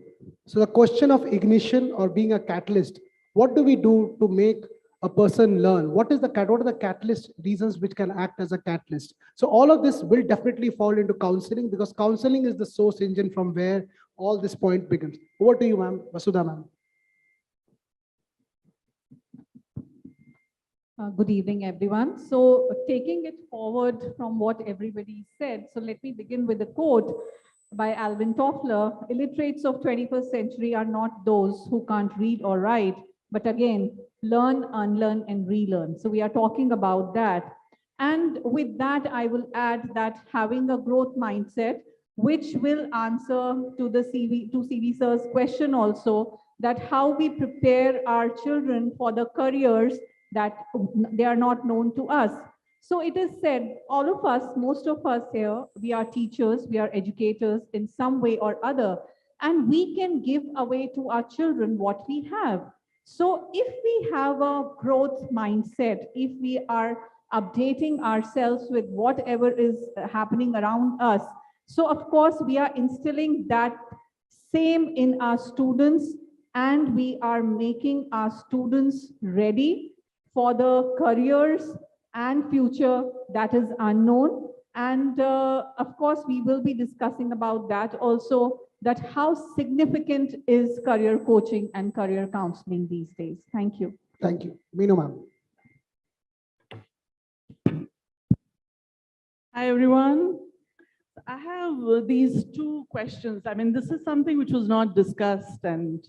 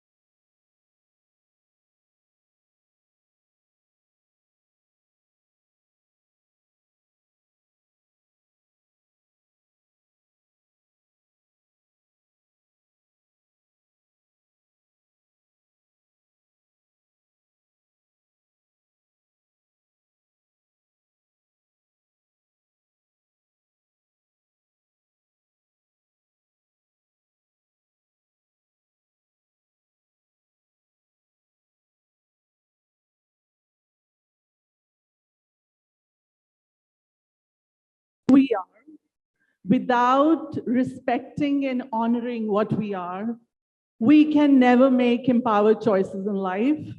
We can never feel safe, and we will have more prone to hurting ourselves and other people. And we will not be in a position to love ourselves or others. So I think that is something which is really important to understand, how to have authentic, healthy self-esteem. Thank you. Thanks. So, Shrikant, the point you asked about when counselors themselves don't know that what is the future that. So I was waiting for the answer from Vasudha ma'am and Meenu ma'am, because if you combine both of these things, Vasudha ma'am talked about very clearly that whatever you teach your children to take it forward, because future is uncertain, nobody knows about it, but you can decide on very basic principles how to give the best life. And to top on of it, ma'am has said, Meenu ma'am has said that healthy, authentic guidance. If you really believe in that, that's the way. We don't know what's going to happen tomorrow, but these are the two lines, and I was waiting the answer for them. Thank you both of you for answering the question which remain answered. Jitendra जी, आपकी बिटिया को तो हमने देखा, ठीक है, वो कर सकती। पहले तो आप ये सवाल का जवाब दीजिए, आपने ऐसे अपनी बिटिया को, गॉड्स गिफ्ट तो है, आपने ऐसा क्या काउंसलिंग दिया उसको? बिकॉज ये live example as a parent मैं आपसे पूछना चाहता हूँ, मेरा सवाल सुन लीजिए। माँ बाप बच्चों को गाइड करते हैं, किसी बहुत कम माँ बाप अपने बच्चों का इनहेरेंट हिडन टैलेंट पहचान पाते हैं। एक big problem for all the educationist over here is that students want to do something, but parents want to do something. You know, we all seen that movie called Three Idiots. अब्बा मैं बहुत खराब engineer बनूंगा लेकिन बहुत अच्छा photographer बन सकता हूँ, right? So there is a hidden talent. तो आपने अपनी बेटी के साथ कैसे इस हिडन टैलेंट को पहचाना as a parent, number 1। Number 2, जो आपकी लाइन है उसमें आप बच्चों को कैसे मोटिवेट कर सकते हैं for new age career counselling? I wanted to speak to you in Hindi because I know you're comfortable answering in that. So please go ahead. I will translate it for Alan when he says that, my question and my answer. Fine. So good evening. Every child is like a seed. पापा बोलते हैं कि guava बनाएंगे बहुत अच्छा बनेगा, मम्मा सोचती हैं चेरी बनेगा, बच्चा बोलता है कि मुझे तो एप्पल बनना है, स्वीट। स्कूल में डालते हैं हम, स्कूल बड़ा अच्छा बनाना का पेड़ उगाने में एक्सपर्ट है, तो वो उसकी तरह नर्चर करता है। सभी बच्चों की शायद स्टोरी है, सभी पेरेंट्स की है। उसके बाद सीड क्या था उसको छोड़ दो, स्ट्रेस में आ गया, वो अपना इंटरेस्ट लूज कर देता है एजुकेशन में, सभी एक्टिविटीज में। हम उसे एक्स्ट्रा करिकुलर एक्टिविटीज में भेजते हैं, बच्चा भी बस बोर होके, क्योंकि पेरेंट्स भेज रहे हैं, जाना पड़ेगा, ऐसा कुछ चल रहा है। पेरेंट्स तंग है बच्चे की एक्टिविटीज से, बच्चा तंग है पेरेंट्स की एक्टिविटीज से। फिर आ जाते हैं जी काउंसलिंग पे। अब काउंसलिंग वाली नई स्टोरी आ जाती है तो पेरेंट भी कंफ्यूज कि ओ हाँ आप ठीक बोल रहे हो, बच्चा बोलते हैं जो बोल रहे हो ठीक है, मानना पड़ेगा। और बच्चे के मन में क्या है हमें नहीं पता। लास्ट में पता चलता है सारा काम करने के बाद कि वो जो सीड, वो बीज था, वो ऑरेंज का था। और ये बड़ी प्रॉब्लम रहती है। तो इसके लिए हम लोग क्या करते हैं, बेसिकली हमें जो एजुकेशन दी गई है, हमें जो समझाया गया है, उससे बिल्कुल अलग मेरी थ्योरी है। We are not we are just our thoughts. आपका ऑरा है, आपका थिंकिंग पैटर्न है और कुछ भी नहीं है। उसी के साथ हमें काम करना पड़ेगा। कई पेरेंट्स की प्रॉब्लम होती है कि बच्चा बात नहीं मान रहा, या हमारी प्रॉब्लम है कि हम हमारी बात नहीं मान रहे। समझिए, हम कई बार डिसाइड करते हैं ऐसा करना है, वो करना है, वो डिसाइड करके रह जाता है, हम नहीं कर पाते। इसका मतलब समथिंग इज देयर जो मिस कर रहा है। मिस ये कर रहा है कि मैं आपसे बात कर रहा हूँ तो आपसे बात करने का कोई वो नहीं है, मुझे आपके थिंकिंग पैटर्न से बात करनी पड़ेगी, उसको कन्विंस करना पड़ेगा। तो इसके लिए बस अभी खैर बात तो करेंगे हम, बस हमें ये देखना चाहिए कि हम बात करते हैं स्किल्स की, लर्निंग, ट्रेनिंग। जिसको हम सिखा रहे हैं वो नहीं सीख रहा। We need to train your brain, your mind. Yeah. So I'll just translate what I said for Alan. So we were talking about the great parent and the student divide. A student wants to be apple and the parent wants to be guava, and ultimately it turns out that he or she is an orange. How do you bridge that gap? Incidentally, his daughter is a prodigy who can read things blindfolded. So I was trying to understand his perspective from his view, and he said he will give a relevant point on that. Now come to Mr. Shrikant. Sir, your views. Your opening remark on this topic. Thank you very much.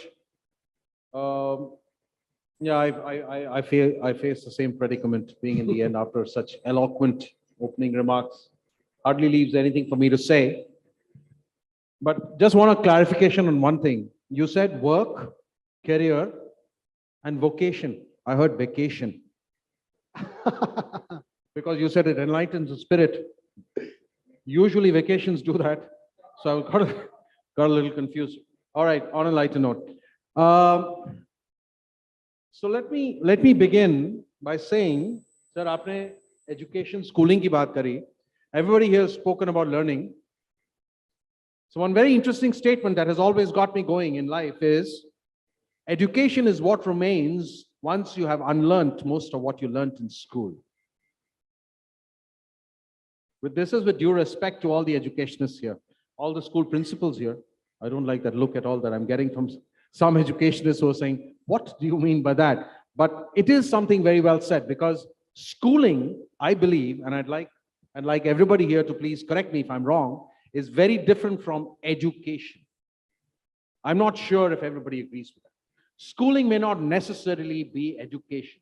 Education, I think, is more to do with life skills, and finding a way around. No wonder Mark Twain said, let not schooling come between you and your education. Wow, that's right. Mark Twain actually said that. He said, let not schooling come between you and your education. Because the whole issue here is we tell our children what to think, whereas we should be training them and telling them how to think. The moment you've told your child what to think, you've closed several doors and windows. And the moment you're encouraging them to teach them how to think, which basically means you're challenging them. And kya ho raha hai aajkal ke zamane mein?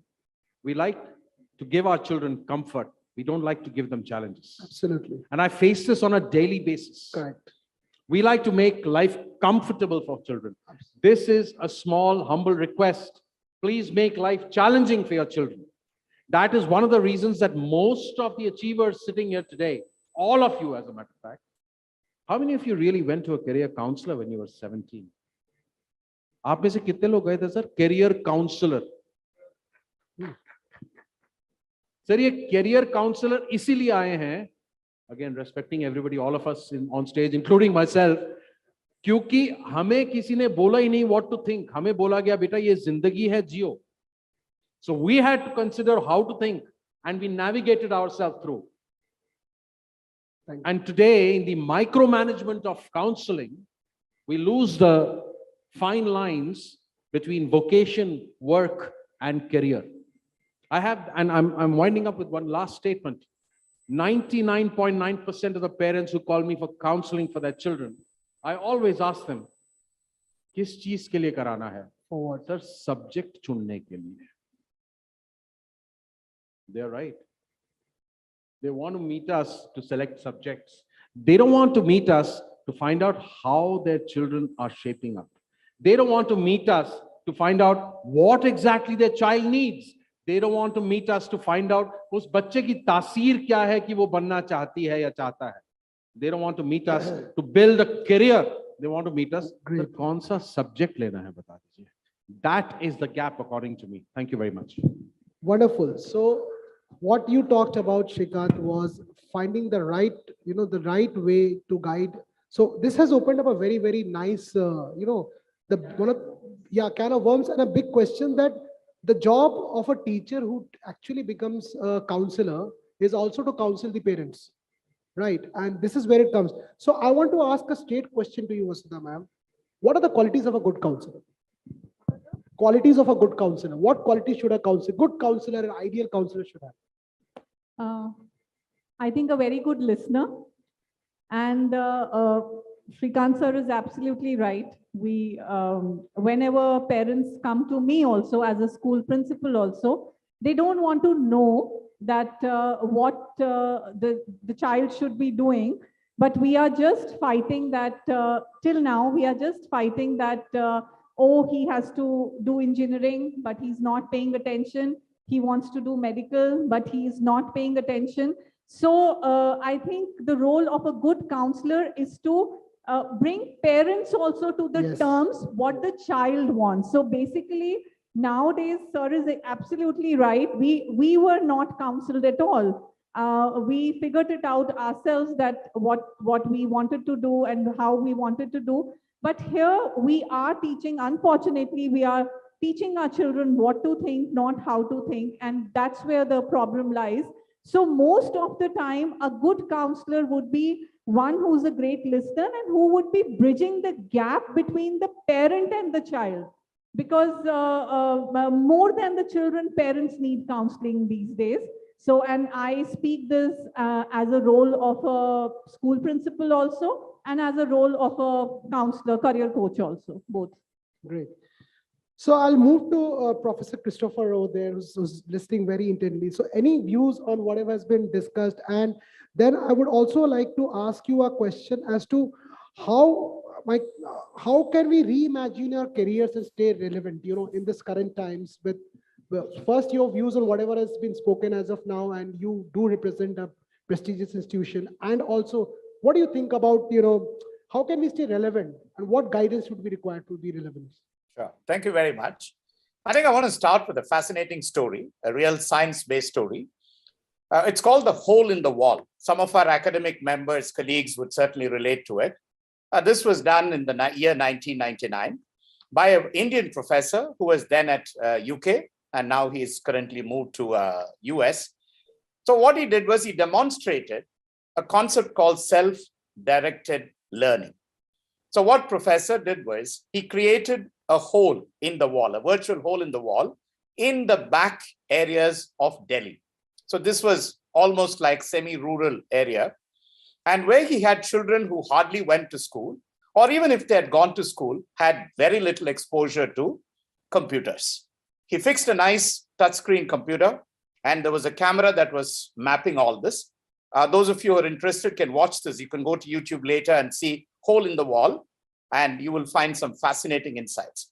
And what they discovered was within 6 to 12 weeks, children were able to virtually learn everything about computers, including downloading games and music, playing with each other, communicating with each other, and most importantly, without the assistance and guidance of a teacher.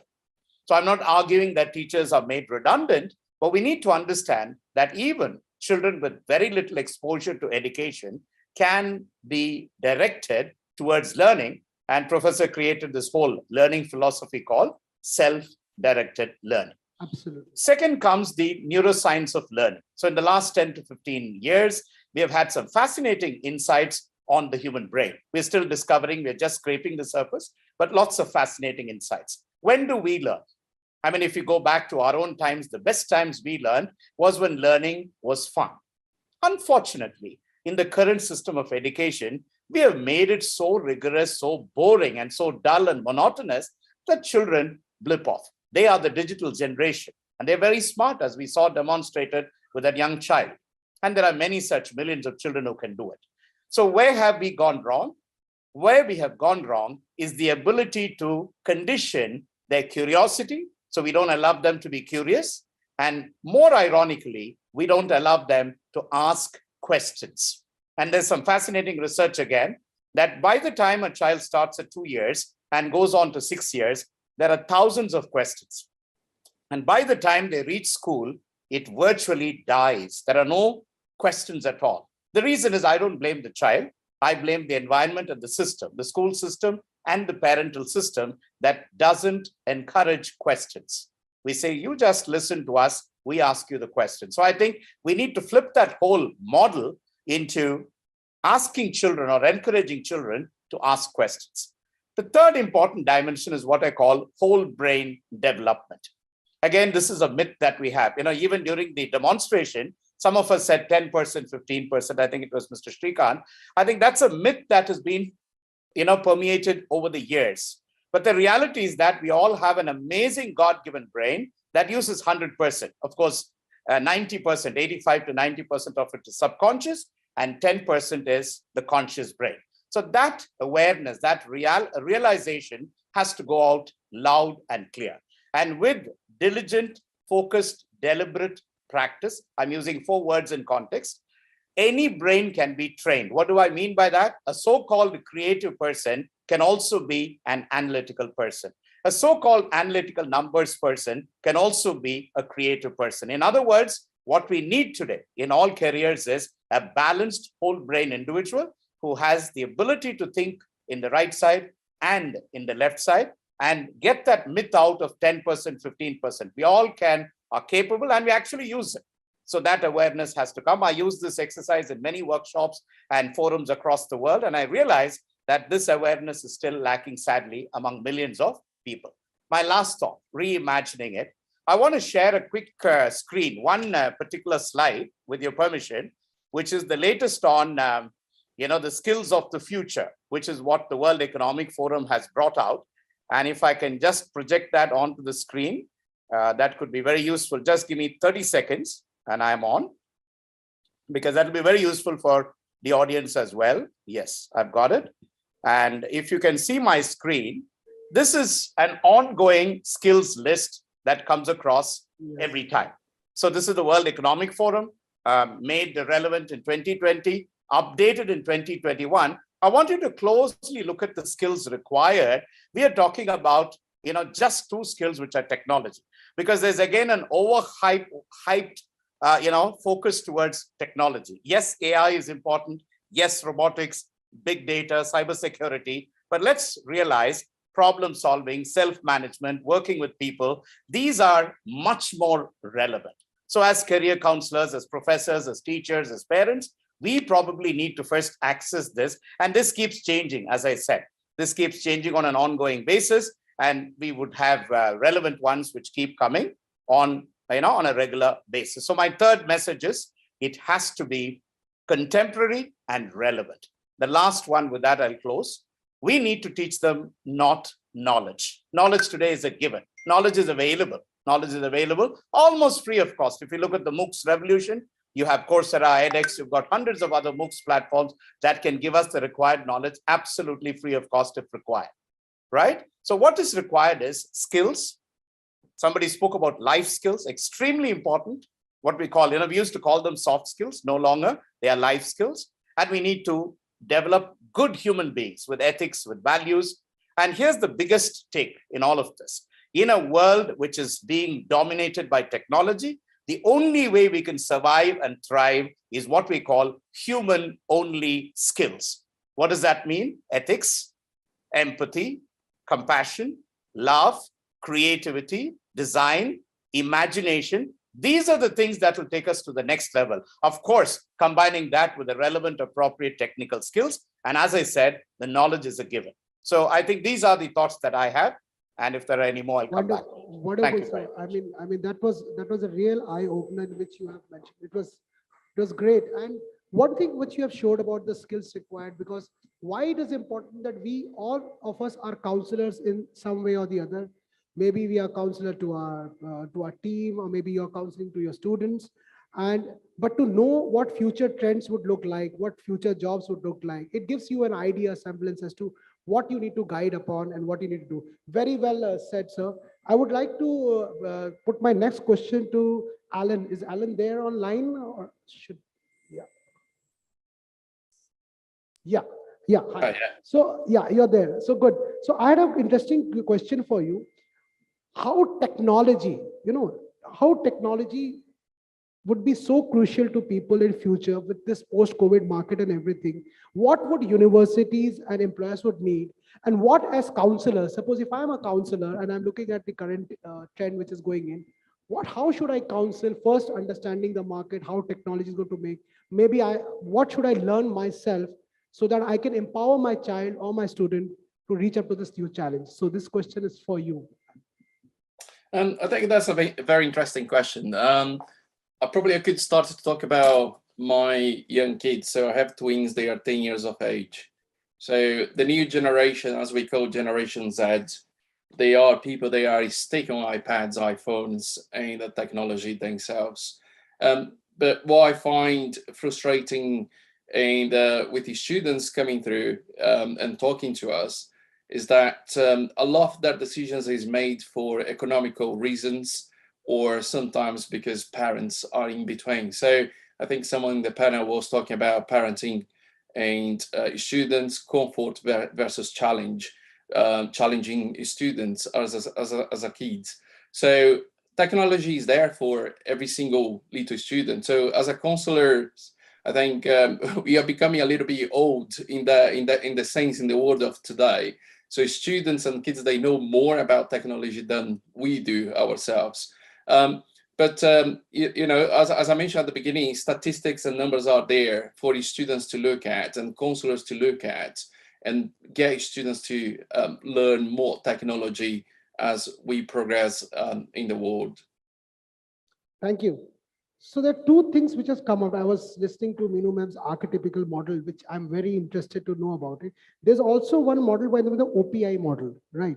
So I would like Tabrez sir to, put his point about what OPI model, because I just came across another model. If you have a knowledge, the idea about what OPI model is all about, how beneficial and practical is it right now, considering this current scenario? So thank you, San, for a very nice question about the OPI model. So in fact, let me share the one issue. When I was the Dean School of Law in UPS, so Khaitan came for placement. Khaitan, one of the best law firm in the country. They offer highest package, and there, if you see their office in Bombay, it is more than 5-star hotel. So we shortlisted the top 20 students depending on the CGPA, the highest scorers, and then we placed for the interview. So they have tested and said nobody is relevant, all are rejected. So we are worried then what we can do, because we have given the top scorers and they're saying nobody is relevant. It means that only marks are not relevant to become a good lawyer, something else is required. So then we start thinking about that what should be the process for shortlisting and designing the career options. And then we develop a model called OPI based model, is overall performance index. So what we do generally, once they will come in the second year, then what we do, we try to see their all skill sets. And then depending on skill set, then we organize the counseling and interaction with the faculty, with their mentor and with the concerned student, with the parents, and try to design a curriculum, design a kind of a model for internship, and design a kind of career for him. So because everybody cannot do everything and everybody is made for certain things. So we have to just find out what is best for him, what he can do excellent. If you talk about law, everybody cannot become a good lawyer. Everybody can become a good judge. He can become a good law academician, or he can become a good kind of a good law creator.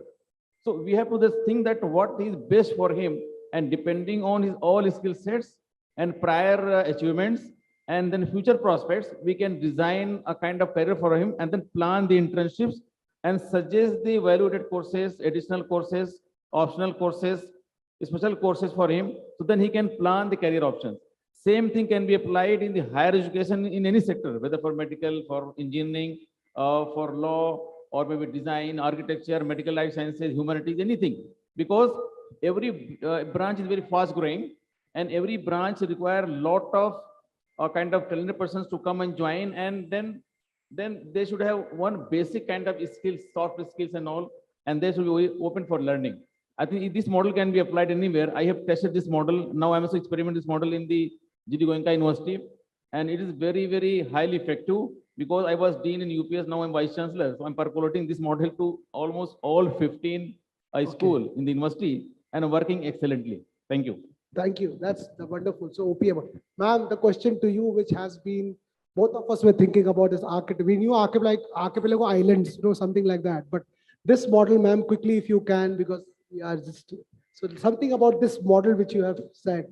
So I heard it for the first time, to be very honest and blunt about the things. Can you hear me? Yeah. Can you hear me? Yeah. It's not a model. It's just the way I think it's. I've been practicing this for a very long time now. Knowing archetypes, I think, is something that we all need to learn. Okay, archetypes are the symbolic. It's a symbolic domain. It's the symbolic language in which the divine talks to you. It's your 8th chakra. It's above the 7th chakra. Okay. Okay, and they are your subconscious patterns and beliefs that manage your intimacy, safety, security, esteem, connection. They influence your day-to-day life, including your relationships, your career, your finances, your fear patterns, your personal development, your creativity.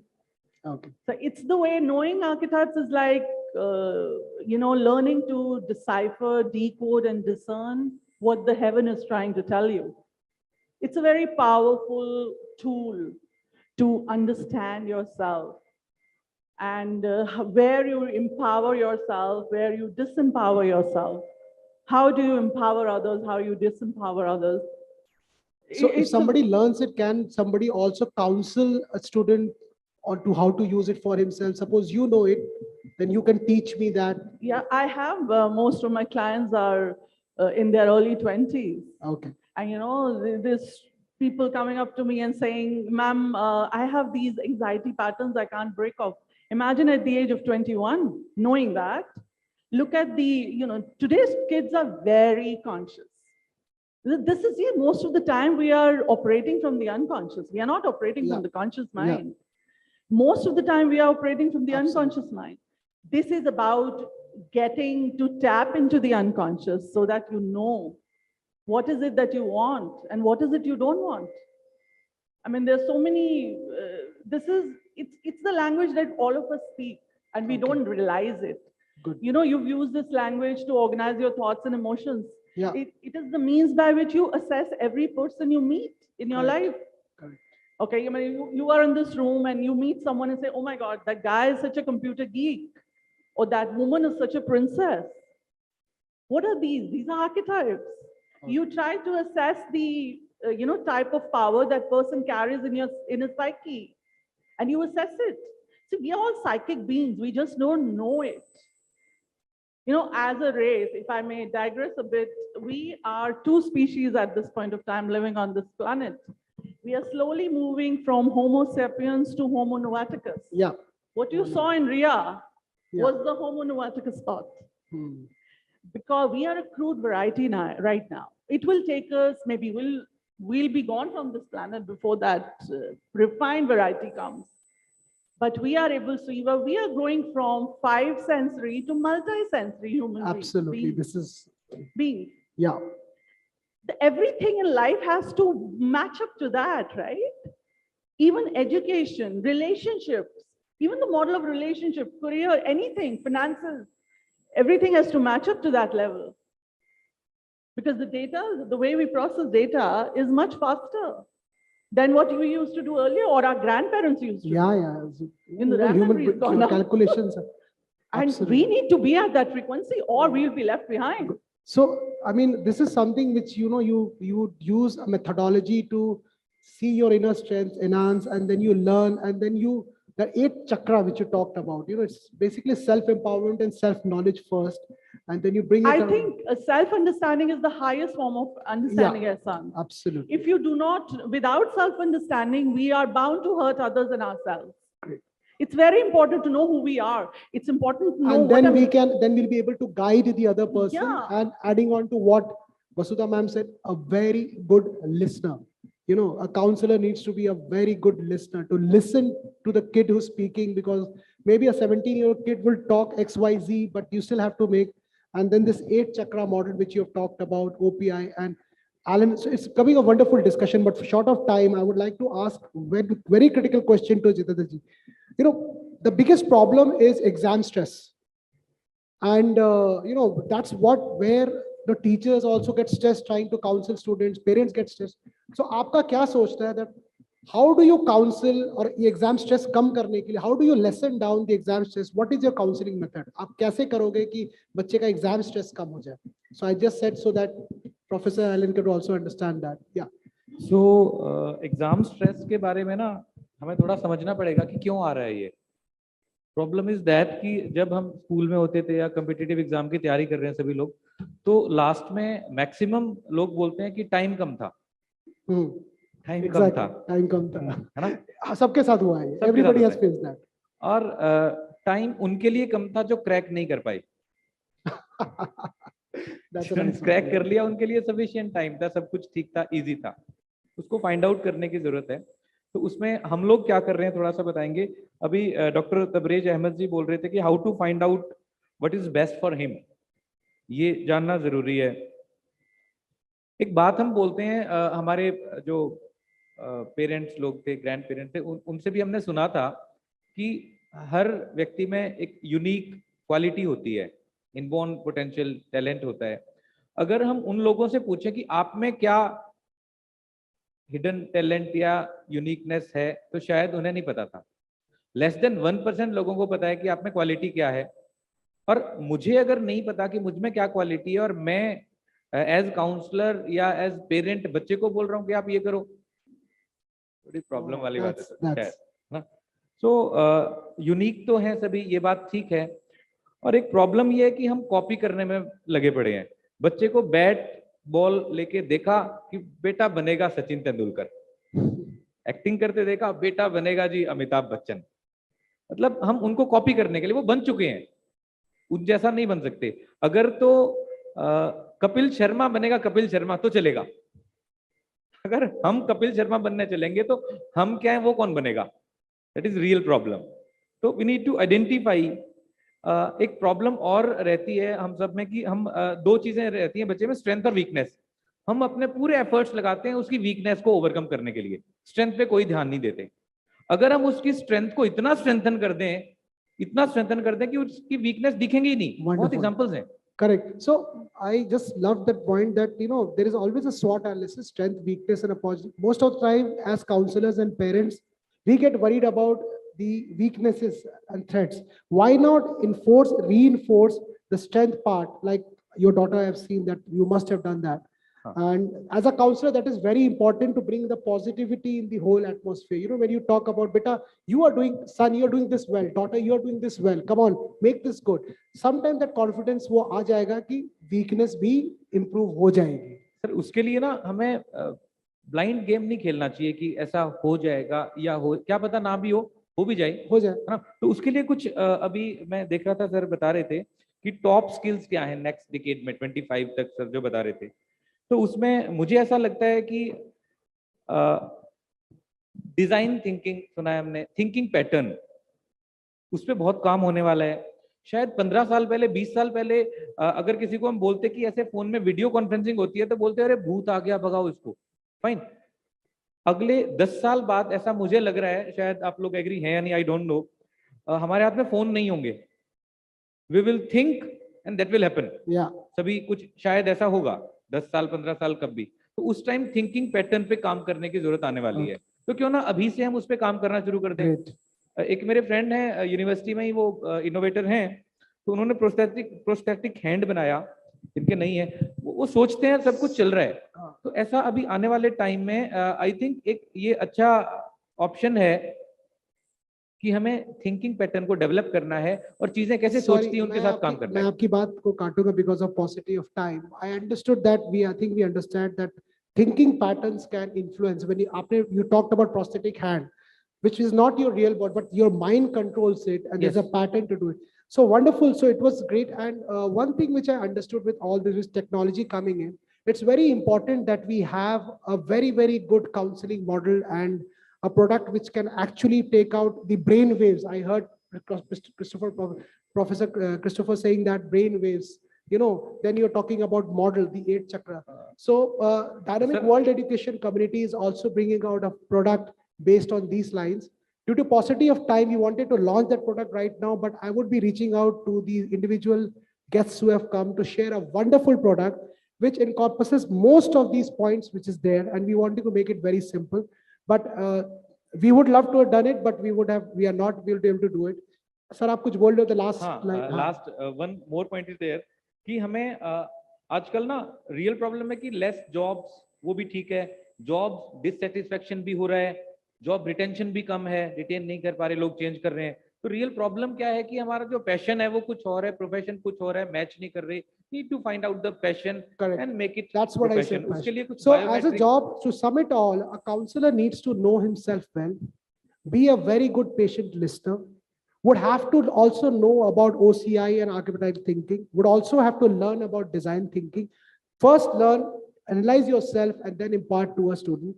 Also act as a bridge for parents to tell the student what is right, what is wrong, and use technology to the best possible way to help and guide. The future of global education, the future of Gen Z jobs, which we are talking about in positivity, lies in the hands of counselors, and all of us are counselors over here. Thank you, ladies and gentlemen. I would like to end this topic. And it was a pleasure interacting. Thank you, Professor Christopher and Alan. Hope to see you in touch with everybody. Thank you. Over to you, Shikhar.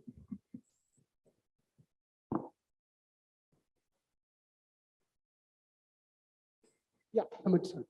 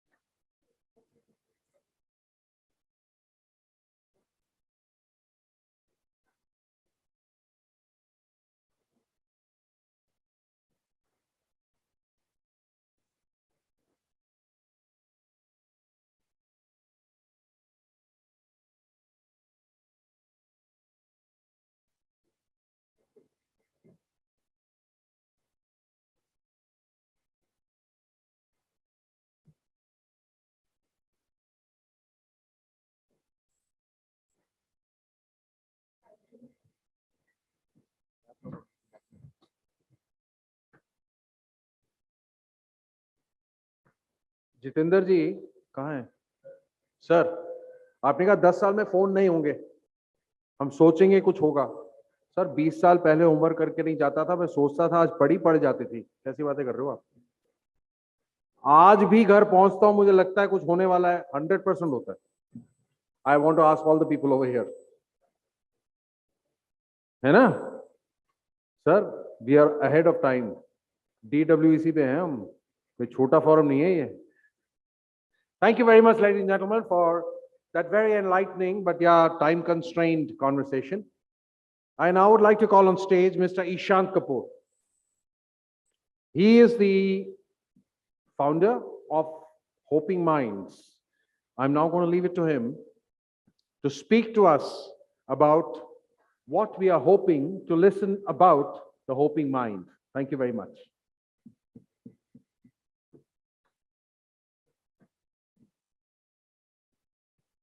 Hi, thank you so much for the opportunity.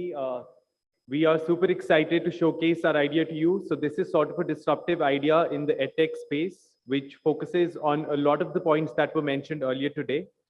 So in a nutshell, we are an edtech platform that focuses on getting students into high growth career roles. And all of this happens at a model where students don't have to pay us anything till they get placed. So I know it's been a long day, and I know I can't match Dr. Kalyan's energy. So I'm just going to do like a 1-minute video, which will explain the concept to you, and then I'll just take you through some key features of the platform.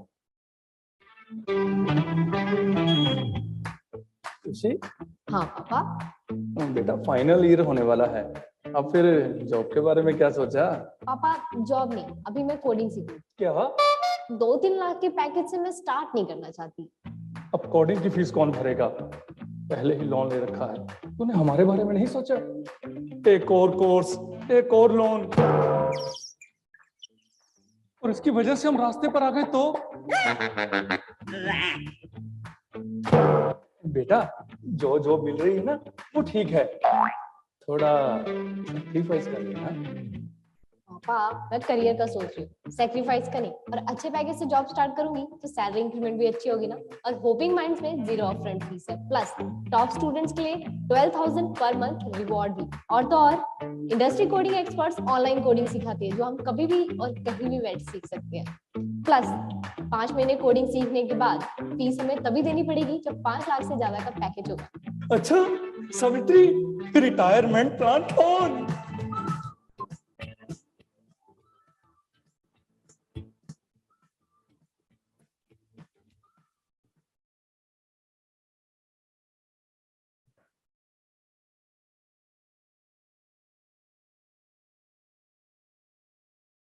Can we start the presentation, please?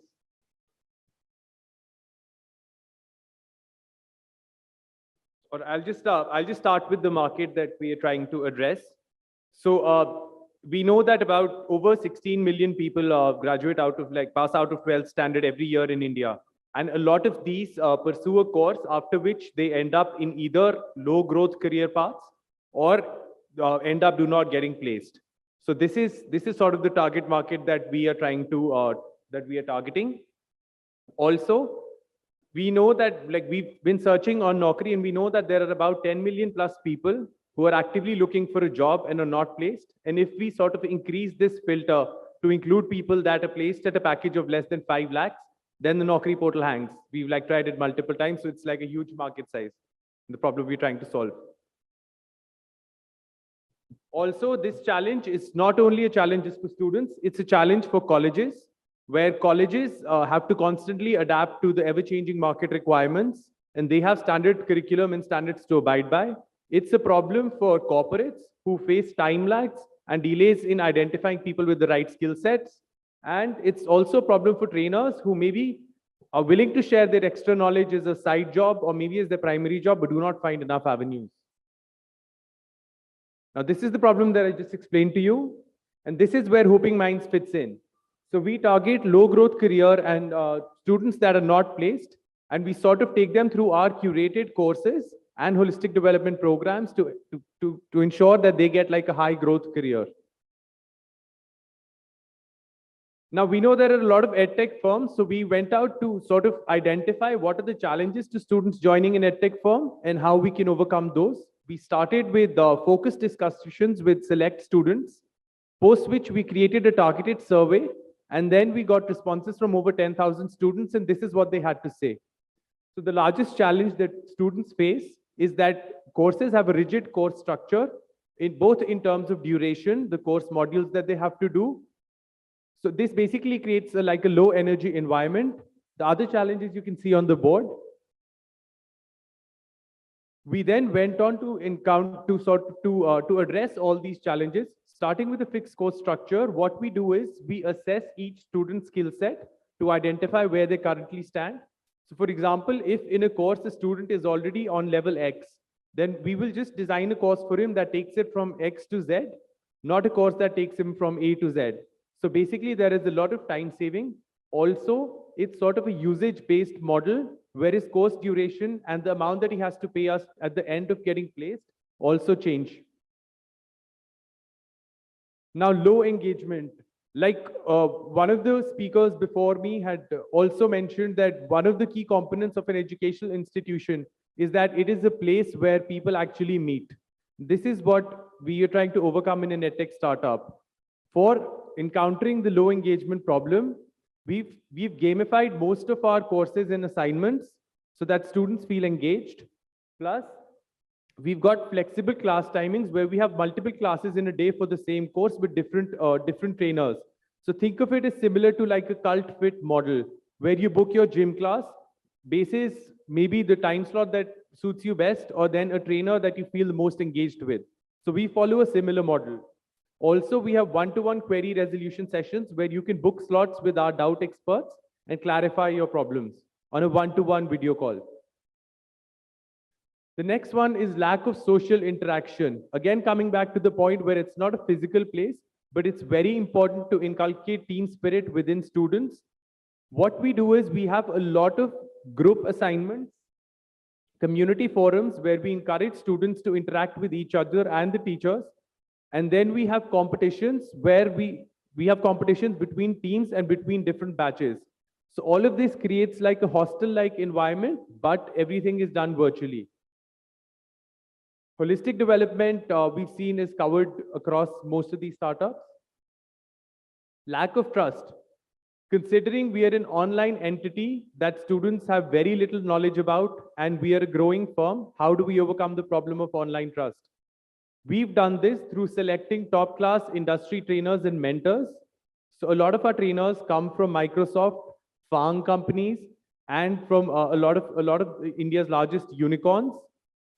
Some of these join us full-time, some of these work with us part-time.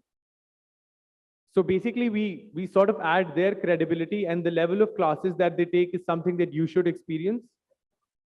We have immediate doubt resolution sessions where in our forum, if you post a doubt, we guarantee that it will be cleared within a specified time limit, which is typically less than 1 hour. And we have one-to-one career counseling sessions with dedicated career counselors, which help you identify what careers might be best for you. Now, this is done on the basis of your ambition and where your current skill sets are and what your goals are. It's not a one dish serves all sort of a path. We pay a lot of focus towards that. The final one is financial burden.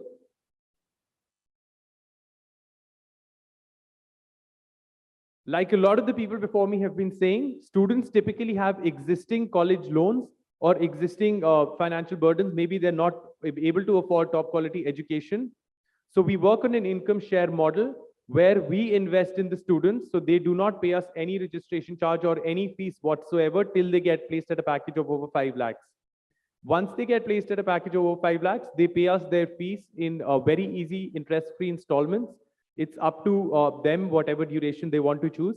If they do not get placed at a package of over 5 lakhs, maybe they get placed for less, they don't get placed, which we sort of guarantee won't happen. They do not pay us anything and they're out of the contract.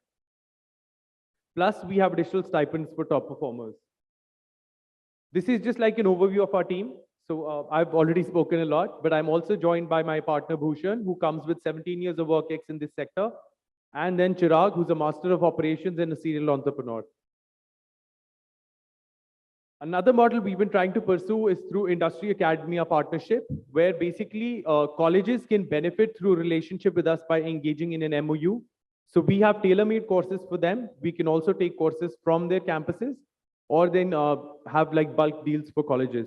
If like anybody's interested, please let us know. That's it. Thank you so much for your time. I'm happy to take any questions if there are any. And I'm sorry, I've tried to keep it very crisp considering it's end of day.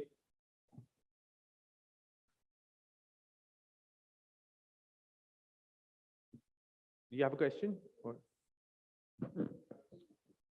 Good evening. Good evening. I'm Dr. Rajiv Chechi. I'm Director Vidya College of Engineering, Meerut. My question is, there are so many such platforms available already in market. So how you are different from them? So we've tried to keep our experience very customized to each individual. So a lot of the things that we do leverage data that we record of a student. So we have like over 50,000 data points recorded of each student. So we basically try to target our courses to focus on only those areas where he's weak, or basis whatever his career ambitions are, the role that he's trying to get. This is one of our features. But other than this, like the other list that I took you through, basically differentiates us. And then our financial model, where we do not ask the student to pay, is sort of a very, very new model to the Indian market. Like it's tested in the US, but that is what sort of differentiates us. Thank you.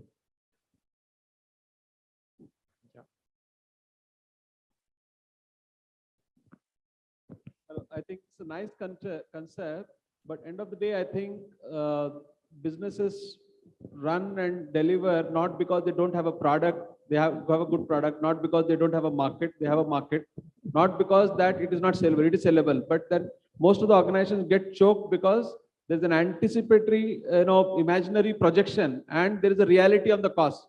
So therefore, that's where chokes the system and startup shuts down. So as a startup, how are you thinking that? What is the sustainable model that you are having in terms of revenue generation? Because unless that is clear, then sustainability is a question. Got it. Thanks for the question, sir. So we've sort of thought this through very well. So we've started small, like right now we have 160 students, and initially cash flow was a problem for us because we only get paid like once our first batch starts getting placed.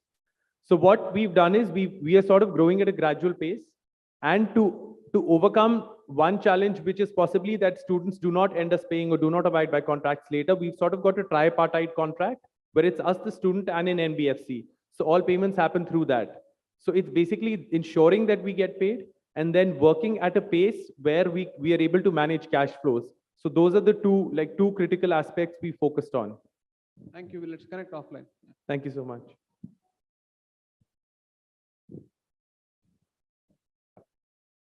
My name is Omveer Singh. I am from Ambewad Skill Development. How this is beneficial to all other engineering courses other than computers? Can you repeat your question, sir, please, once? How this can be beneficial to all other engineering lines, systems, other than computer science? Got it. So, sir, we do not like differentiate between any stream. So a lot of the students that we have right now come from arts background. The only difference happens is that if it's a computer science student, he will basically know some of the modules, which we will not cover with him again. So his course will be shorter and duration will be shorter. He might have an edge over other candidates, but people coming from arts, we take them through our course starting from scratch. The only thing that we do is basically we assess students before we enroll them. So we have a two-step process of an admissions test and an interview, because we want to ensure that the students that we are taking in are willing to learn and sort of have that aptitude, because we are investing in them. We want to make sure that we invest in the right candidate so that they do not miss out an opportunity. But we are agnostic to all branches. Thank you. Thank you. Hello, myself Sanjeev Verma from Board of Environmental Sustainability Trust and Unity of Nations Action for Climate Change Council. So in fact, we are working in the field of sustainable development goals, its propagation, implementation, etc. So you mentioned that industry academia partnership, and so can you say something detail how customization or how your product can be very useful for industry? Yeah, something more about the industry academia partnership. So it's basically a two-sided thing. We are in the center. We partner with academy on one side and then industry on the other side. So we've got partnerships with over 500 industry firms. Some partnerships are very well developed. So what happens is we get real-time requirements from them. So they might say that we need 50 people who know back-end development. So then we tailor our course according to what they need. So if it's like big IT organizations, they typically have their internal training programs. So if I join as an engineer, they typically take me through a 3 months program where they teach me certain aspects. So those aspects are already covered in our course. So we have that industry angle. All their assignments are related to real-time projects that they will do there. And plus we showcase those assignments to those industries. So they can be confident that, okay, I need this person to come and develop this. And he's already done something similar in the past, so he will be able to do this. So that's how we get the industry requirements in. Now, academia, if we partner with this, basically we are translating those industry requirements into skill sets for people coming from that academia. So this is how we are acting as a bridge in between. Okay, good. Now, again, this industry like partnership differs. So for some firms, we might not get real-time data, but for a lot of our firms and the placements like we are targeting so far, we've got all that data. Great, thank you. Thank you. Yeah. Thank you so much. Thank you so much, Ishan. That was quite a novel idea. Very, very nice. Awesome. Very good. All right, ladies and gentlemen, to the last panel discussion of the day and perhaps the last program of the day before we move on to the recognition felicitation ceremony. Just a couple of quick thoughts before I move ahead. A desire changes nothing, right? A desire changes nothing. A decision changes something. So what is it that changes everything? All those who've come out of their post-lunch stupor to get you alive and kicking. A desire changes nothing. A decision changes something. What is it that can change everything? The short answer is determination. अगर निष्ठा है किसी मंजिल तक पहुंचने के लिए और वो संकल्प लिया है कि वो वहां पहुंचना है, तो शायद ही कोई शक्ति या ताकत होगी सिवाय खुद आपके जो आपको रोक सकती है. And this is not only spoken in words, this is experienced by me personally. Because the bottom line is the price of anything that we want in life, the price of anything that we want in life is the amount of life that we are willing to exchange for it. जिंदगी जब भी कुछ देती है ना, कुछ तो अपना एक सौदा निभा लेती है. And this is the exchange which a lot of children, at least I'm aware of, and I'm sure Varun, Pooja and Rachit, everybody is going to be even more aware of. This is the exchange that probably stops or has children dithering when they are planning for global education, the cost of it. And that is the topic of our last panel discussion. The topic of our last panel discussion today, ladies and gentlemen, is Pathways, Gateway to Affordable Education. The moderator, may I call on stage, please, Rachit Khanna. I have been after him for the last couple of days to send me his profile. He's a very shy, self-effacing individual, extremely hardworking, likes to stay in the background, but is finally in the spotlight. Ladies and gentlemen, please bring him on. Please bring your hands together for Rachit Khanna. the moderator, Director Operations, Dynamic World Education Community. I'm now, with your permission, going to call the panelists, Dr. Amitabh Upadhyay. Thank you so much, sir. One of the few only disciplined gentlemen here in the room who has been masked up right through the program. Thank you very much, sir. President, Global Business Studies, Dubai, is a higher education scholar and administrator with a PhD from University of Lucknow, Department of Public Administration. He is associated with several international institutions as visiting professor and member of institutional advisory boards.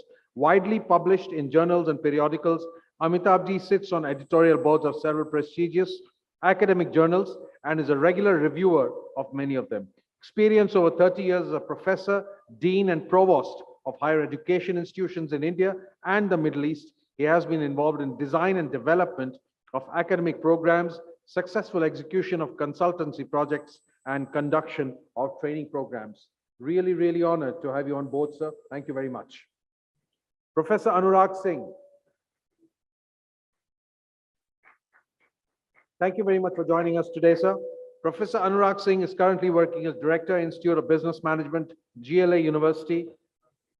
Earlier to that, he worked with the University of Stirling UAE campus as Professor and Dean. Prior to this, he was Dean Academics and Professor of Finance at Jaipuria Institute of Management, Jaipur. He has over 20 years of teaching experience, apart from 6 years of corporate experience. He has worked with Career Launcher India, Ashok Leyland, IGNOU, etc. Also was Vice President of NHRD and Mathura chapter. PhD in the area of finance from Department of Commerce and Business Studies, Jamia Millia Islamia, a central university. His areas of teaching research are mergers, acquisitions, corporate finance, international finance, investment management, corporate laws, etc. Thank you so much, Professor. We are so honored to be having you here today, sir. Professor Dr. Raju China Voletti.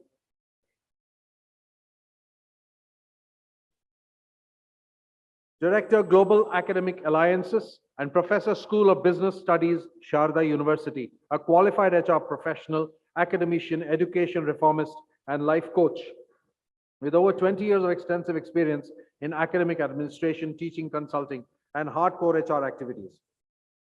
Dr. Voletti has shown his expertise in academics, accreditation, recruitment, training, and consulted best of the business schools of both national and international repute. Postgraduated in personnel management from Osmania University with a PG program in ecology and environmental science from IIEE. His specialization is in HR, and he was awarded the PhD. Widely traveled abroad, rich first-hand experience in teaching methodologies of Australia, UK, USA. Dr. Voletti, it's such an honor to have you on board, sir. Thank you very much. I'm sorry, gentlemen, I'm having to cut the introduction a little bit short because it's such a rich experience. I will be doing injustice even if I speak about you for more than 2 hours. Even that is short. But besides that, we are also running short of time. Thank you very much for your understanding. Monica Kapoor.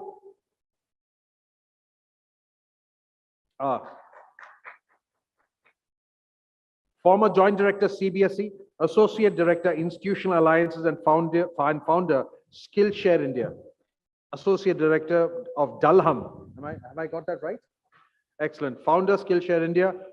Was also principal of Vargad Pace Global School. Was that Vargad? Vargad, right? And Joint Director, CBSE. Ladies and gentlemen, some tea and coffee. Thank you very much. A warm applause. Mr. Saurav Anand. Thank you, Sauravji. Country Advisor, South Asia, University of Lethbridge, Canada.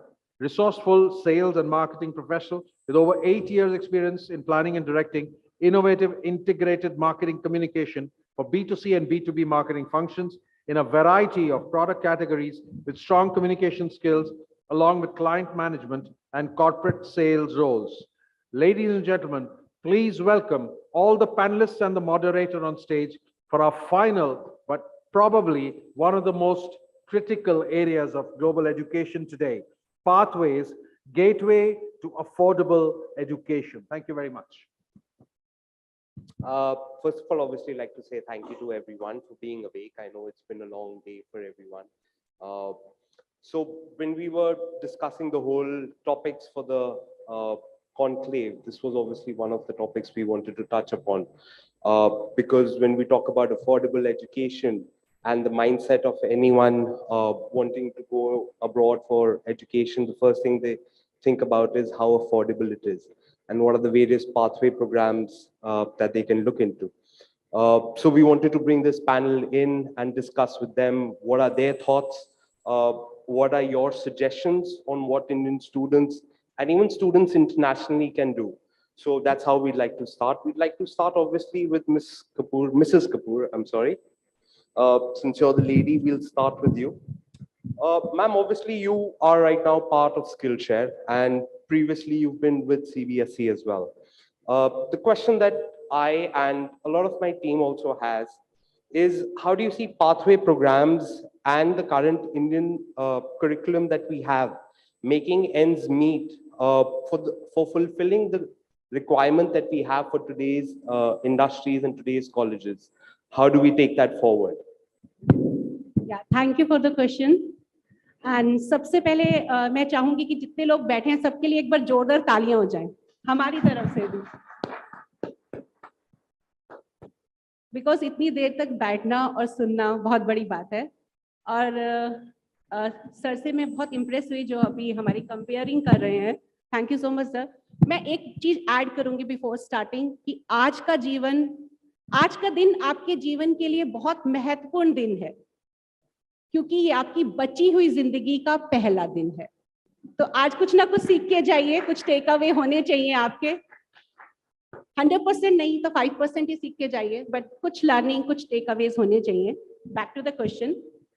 CBSE curriculum is very much aligned, very much recognized and acceptable, right, for the global education, for the entry into the different world, I will say.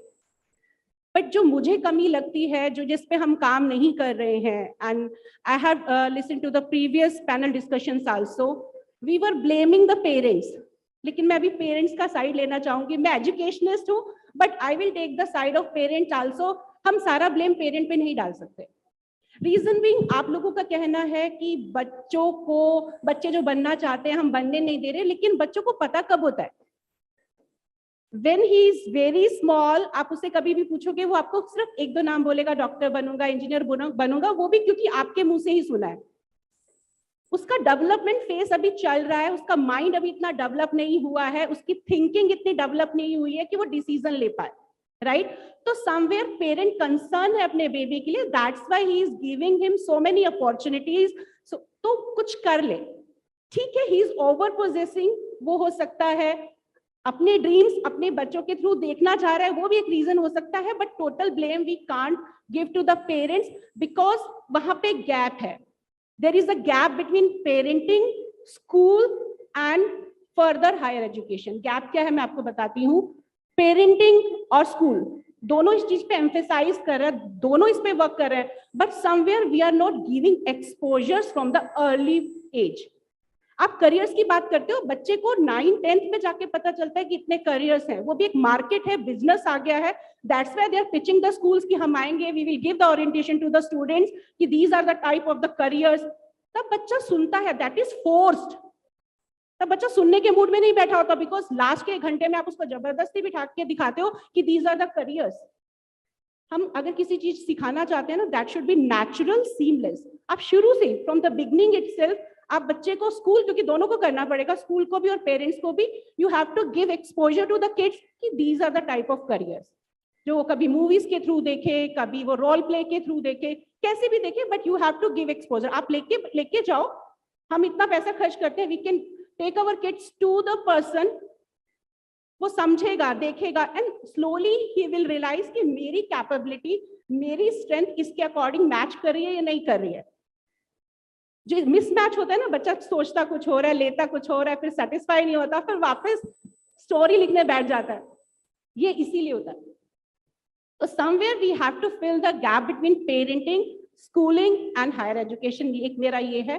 Second thing, बहुत अच्छा है, you are doing a great job, you are helping the kids. अभी भी हमने एक presentation देखा where they are not charging anything, they are helping the parents, they are helping the kids, because एक financial burden होता है अगर बच्चे को बाहर पढ़ने जाना है. Otherwise if he is meritorious, he is talented, तो आप लोग बहुत अच्छा कर रहे हो. बट वहां पे भी एक जो लैकिंग है वो ये है कि we are not preparing him for that culture. वो क्रॉस कल्चरल स्किल्स नहीं सिखा रहे हम बच्चे को. हमारे यहाँ का इन्वायरमेंट डिफरेंट है, हमारे यहाँ का कल्चर डिफरेंट है, करेंसी डिफरेंट है.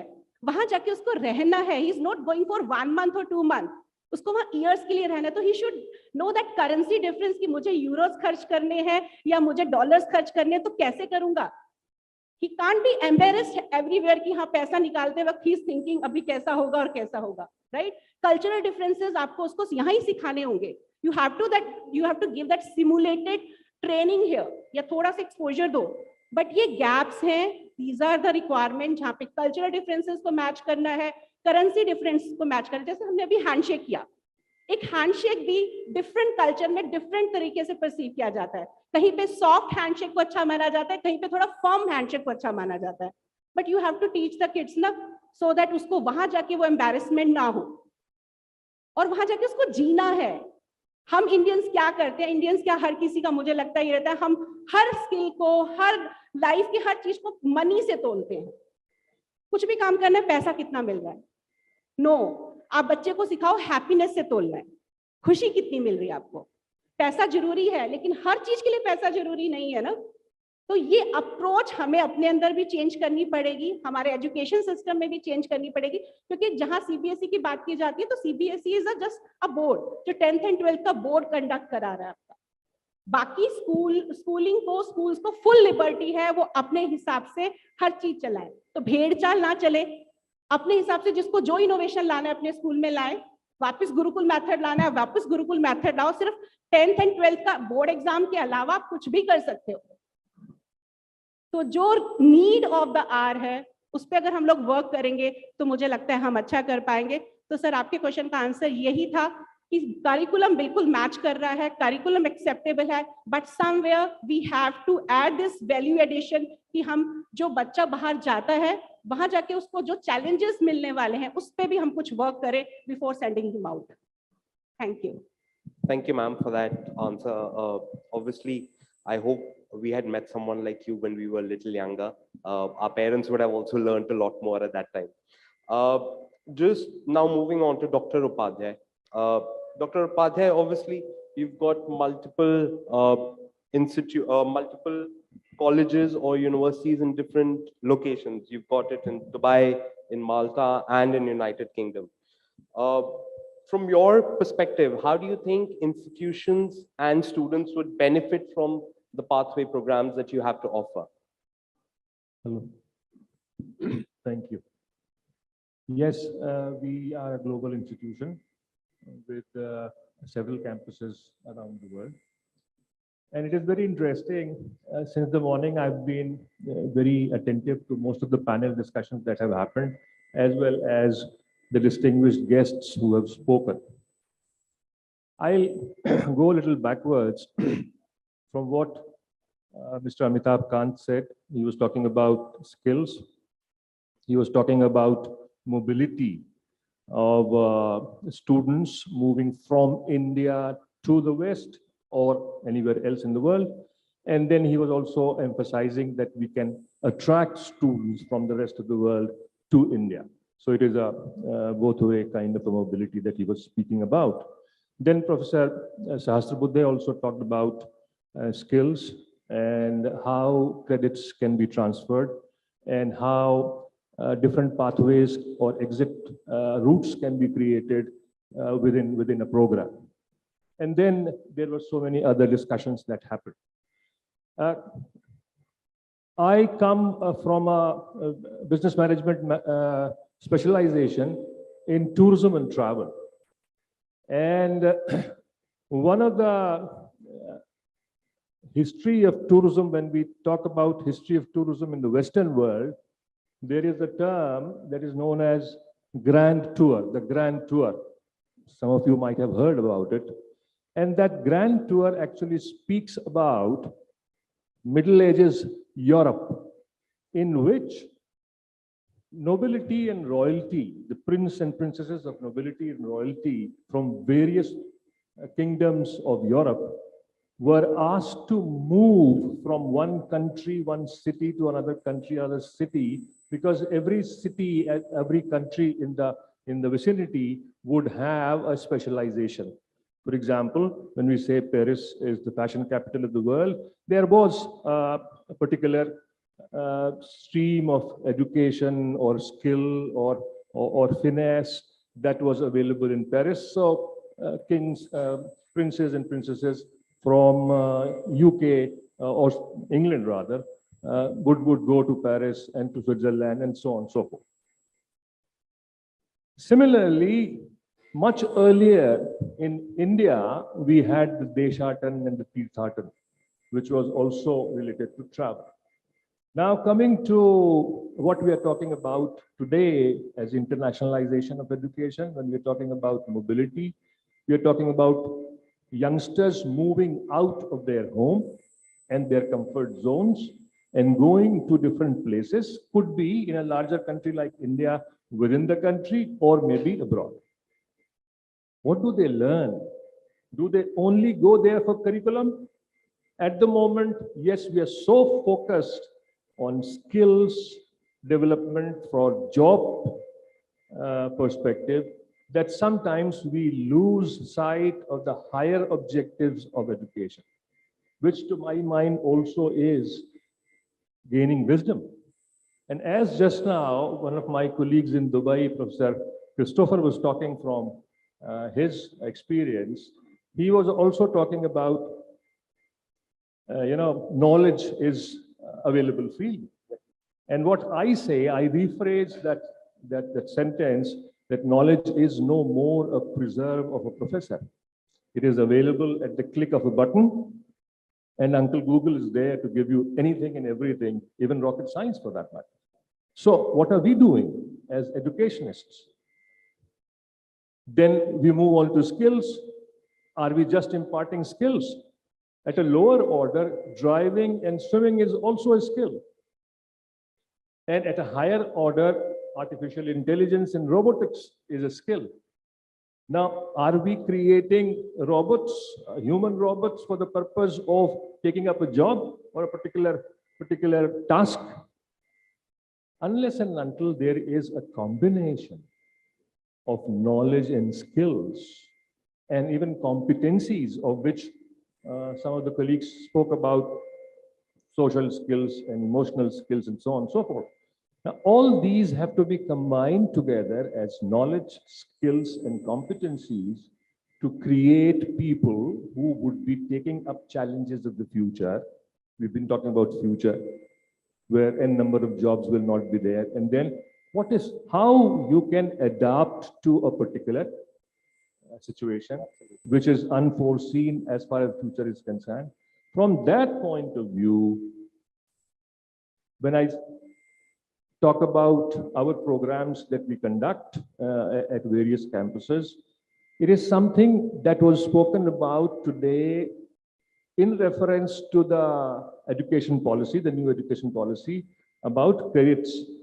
Pearson International, I was speaking to colleagues this afternoon, is already conducting these kind of programs where various levels, 1 year you complete, you get a certificate, 2 years you complete, you get a diploma, then you can top it up with a degree.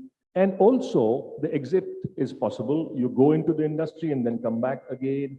You may not like what you have done. You may not enjoy the environment of the institution where you entered.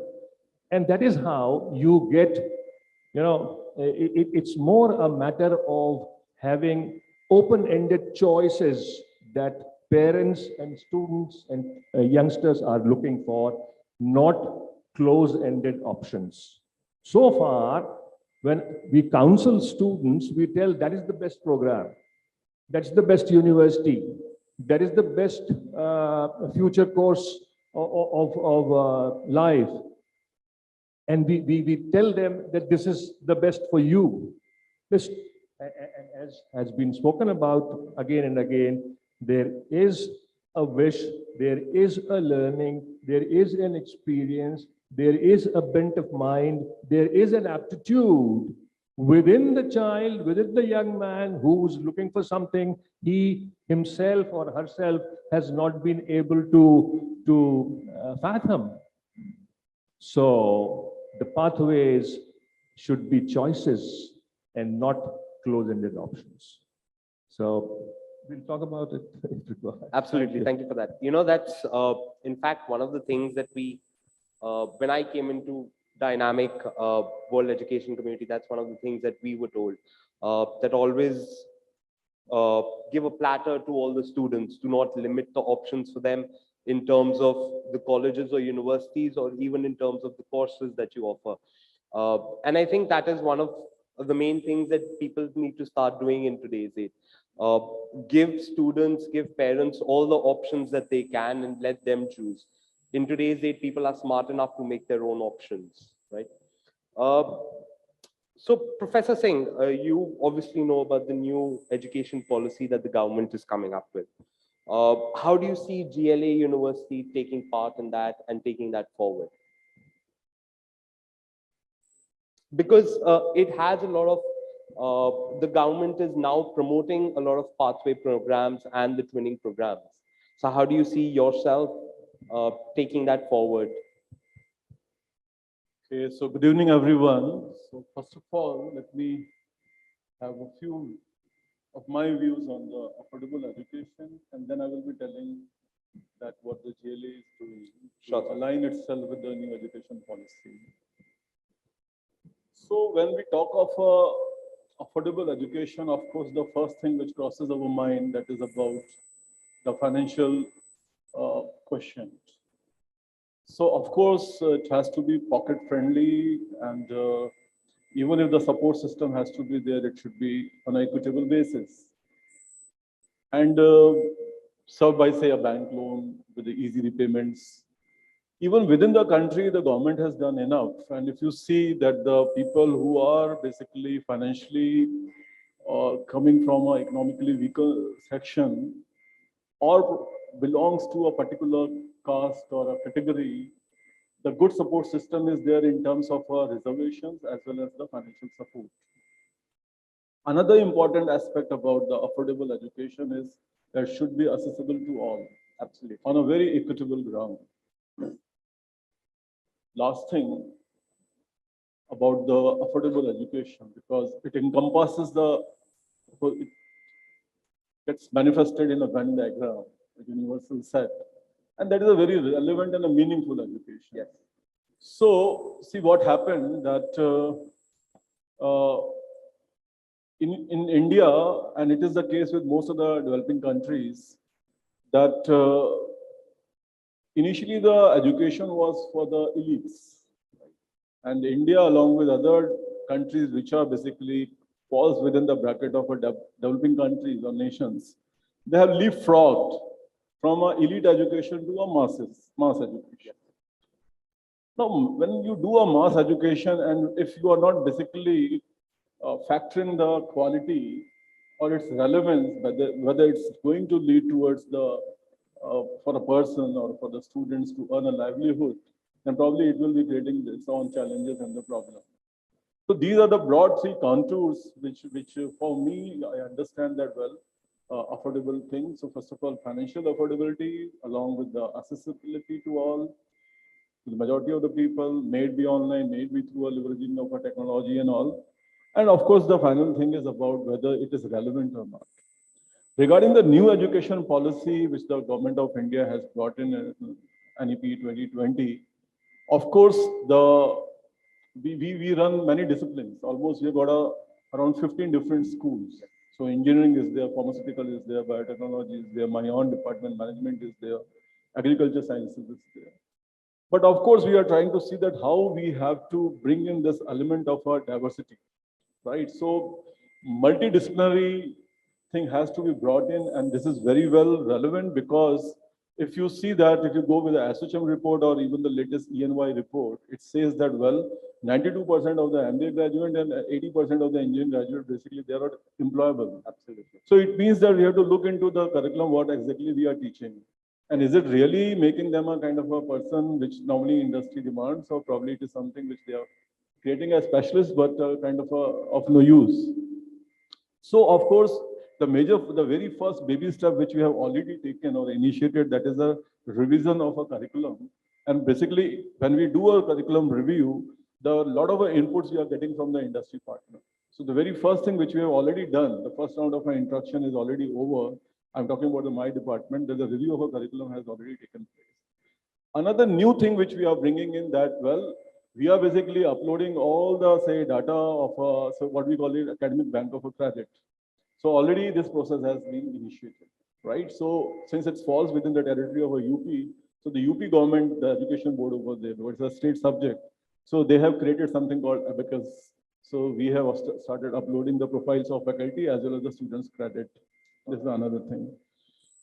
Then comes the area of, say, how we are going to bring in the discipline of, say, a liberal art, because this is again another thrust area. So already one round of introductions have happened 2 days before only we had our board of studies meeting. And would you believe we call one expert who basically teaches the management program using the theater.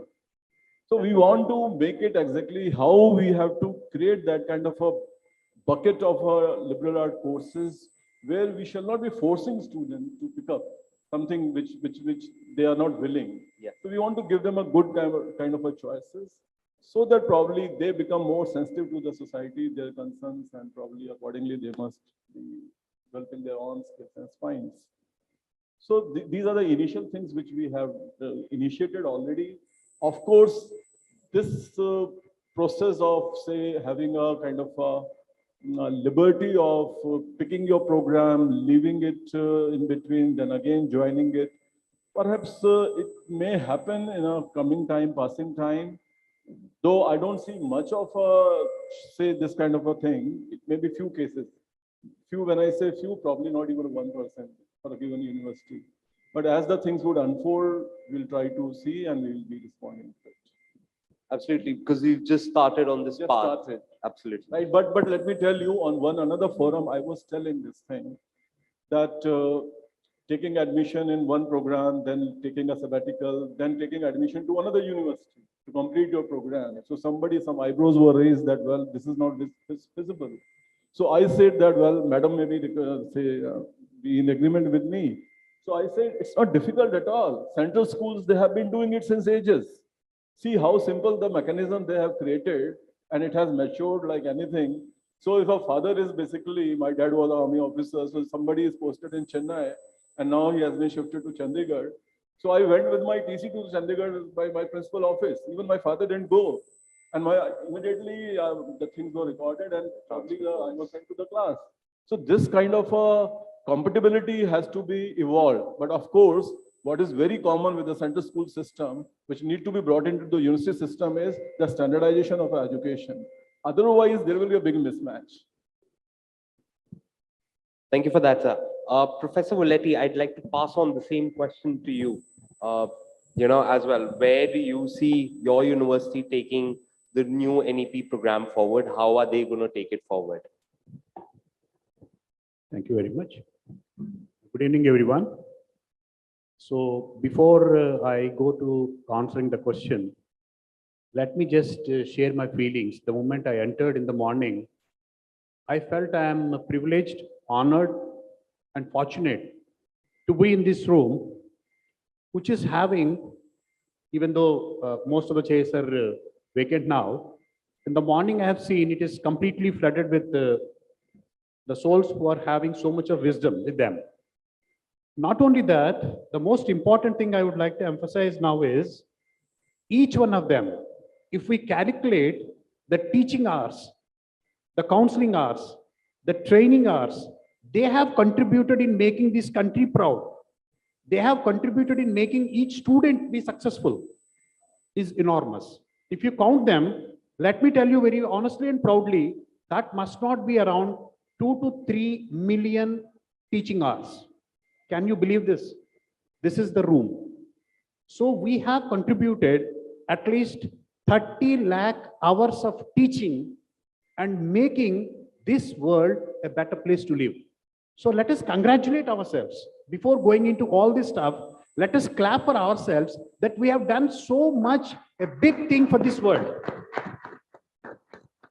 Now, my second most important point, we are the ones, we are the people as educators, as teachers, and as faculty, and as trainers, we are the ones who let the river of knowledge flow during the toughest times ever seen by the humankind in its history. Believe me, we are the ones. Most of us may not be knowing what a blended mode is, what a mode which is having a one-to-one lecture, or maybe online lecture, or maybe some other thing. We are with some of the people, they have never seen even a computer in their whole life of teaching, in spite of being one of the bestest of the gurus. Yet they learn how to operate it. They learn how to be on WebEx. They learn how to be on Zoom. They learn how to be on internet, and then everything. And then let us also congratulate them that we are the torch bearers. We are the ones who have let the knowledge and learning flow. Now, the third point, when I talk about the pathways, before I go to NEP and my university's contribution and the way of what we go ahead with and all that, what exactly is the program Pathways is all about? We, summarize in 3 points: knowing, and then being, and then doing. A student knows about a program, then he is there, being there, and then he does it. So these are the 3 things. So the affordability part comes because entire in the educational sphere, when you talk about the global education, it comes out with a lot of cost attached to that. Even my son is going to University of British Columbia, one of the top-notch universities in Canada. And of course, it is not that much costlier, but most of the Ivy League institutions, they're very costly. Now, let me drag back into the issues of why you should offer for the kind of, pathway programs. Because to understand what exactly is going to be taught, where exactly you have or you lack the knowledge which you have to go ahead with to join the regular course, or where do you have to make up further. And these things, they will be provided in the Pathways course. So now, before a student chooses a pathway course in our university, because I being in the global academic alliances and then look after the international alliances and affairs, so I just give them a concept of PICS, PICS. What exactly is PICS all about? P stands here for the kind of place where you would like to go. This is again, the option is left to the student. What exactly is the place? And then what exactly is the impact? Which exactly you would like to learn, and then what impact you would like to bring about. And then what are the concepts which you would like to, going to learn or whatever. And then these are the things which we will like to have particularly understand by the views of the student himself. And now going back again, all through the day, just going ahead and then away from pathway system, all through the day, people have spoken a lot about the education and all. But to me, why exactly there is some kind of, gap which is seen in the student and then the way he learns. Somebody in the morning, they have correctly said, we have to let the student prepare to learn and learn again throughout the life. This is what which has to be taught. Because lecturing, I may be very poor when they compare the same lecture with an Ivy League lecturer or a professor. Because if at all I teach balanced scorecard and then they listen to the lecture by Professor Robert Kaplan from Harvard Business School, I stand nowhere. In spite of my expertise in HR, I stand nowhere. The one who have invented and then the one who have propagated all through his life. If at all somebody has to listen and then learn about the balanced scorecards, they have to be from the mouth of Professor Robert Kaplan. Similarly, marketing can never be taught beyond Philip Kotler. Similarly, these lectures, as everyone correctly said, knowledge is everywhere available. Like the waves which we cannot see, but they are everywhere present. Knowledge is at the tip of the mouse or at the tip of the keyboard. It is available. But what exactly is not available is to understand the purpose of the knowledge which we want to gain. When you understand what exactly is the purpose, then education is most happiest thing to be with the student. Because of that reason, in the class of 60, we feel we can only engage the first 30 students. And honestly, rest of the 30 students, in spite of paying fees, in spite of having all those things which are very similar to the earlier first 30, they are not interested. It is not their fault because they don't have the passion to learn, because that is not their cup of tea. Again, the comparison of, the seed of apple being protruded and then projected out to be an orange and landing up to be a grape or whatever it is. So we have to understand, the first is generate some, understand some purpose. And then if at all you include some passion to it, or you include it. Now, the last one which I want to say, who is the teacher who is most liked by the student? Can anybody say? Can anybody give me an example? Who is the teacher who is most liked by the student today? Let me just tell you, because I've been into regular classes over the last 24 years. The teacher who speaks less. Almost for today, the teacher who never speaks is the one is most liked by the students. And the teacher who never speaks is the one more engages the every one student in the last bench as well. But how it is possible? Because teacher ka bemari bolna hai. And if at all, the same thing with me, I don't know, I may be running around 3-4 minutes more. I may be running short of time also. That's from okay, your side. Don't worry. But however, the basic problem with the teacher is, if he starts speaking, he never sees the time. And then he goes on speaking and delivering all those things. So now, the student is now started liking less spoken teachers. They should speak as less as possible. Now what to do? Now, the new age technology has given us a new way of teaching a student. Now, how I teach the student the corporate governance, let us say. I never teach the concepts and all. Because we are lucky in Sharda, we have got around 80 to 90 country students with us. So it is very easy to us to keep at least 2 students with diversity in each group. We make a class of around 50 into 5 groups. And now, I will give them 20 million each. Now, they have to compete with a company which is run by, let us say, Bill Gates, or maybe Mr. Adani, or maybe someone who is highly successful. And then these startups have to imagine themselves and then come up with a strategy. Now, the corporate governance is all about, starting up the company, and then how to choose the directors, and then how to formulate them, the board, and then how to conduct the governance, and then how to take it to the public, how to get success and whatnot. So if at all you keep on giving them the definitions and all, the so-called the last bench, 5 benches of 30 students will never listen to them, because they prefer on a quick note and a quick nutshell of a kind of a YouTube video, they will understand everything. And then they don't have time. They have the impatience. This is what Steve Jobs used to say. Be an impatient person and then try to learn as much as possible. Don't get satisfied. So this generation Z, which we are talking about earlier, is most impatient generation. Whether it is relationship, whether it is learning, whether it is respecting to the elders, or whatever you say, they don't have time. They don't have time for their own selves. We have to make them learn how to appraise their own selves and then praise them. They don't have time. Mama, maine kaam kar diya. Papa, maine kar diya. Bas aa gaya, seat aa gaya. This is what they do. If at all I would have got the seat in such a kind of Ivy League institution, I would have celebrated it for at least next 6 months' time. But my son said, it's okay. I've done it, Papa, then fine. It's not come for me as a lottery. I have worked out hard all these 4 years, and then I was there now. Fine. I was shocked. It's okay. This is the generation. So what I would like to tell you very, very concretely is, let them go through simulations. Let them come up with their own presentations. Let them choose how they would like to run a company. So the less it is, the better for the student, for the teacher. Teacher is no longer as a reservoir of knowledge. वो ज्ञान का भंडार नहीं है. वो कोई कुआं नहीं है, वहां 2 बाल्टी ले लेगा, and then he picks up the ज्ञान and then goes over. Because in my class, when I was studying my post-graduation, I used to feel like that. The professors are like that. They are the Gyan Bandars. Now that is no longer the case.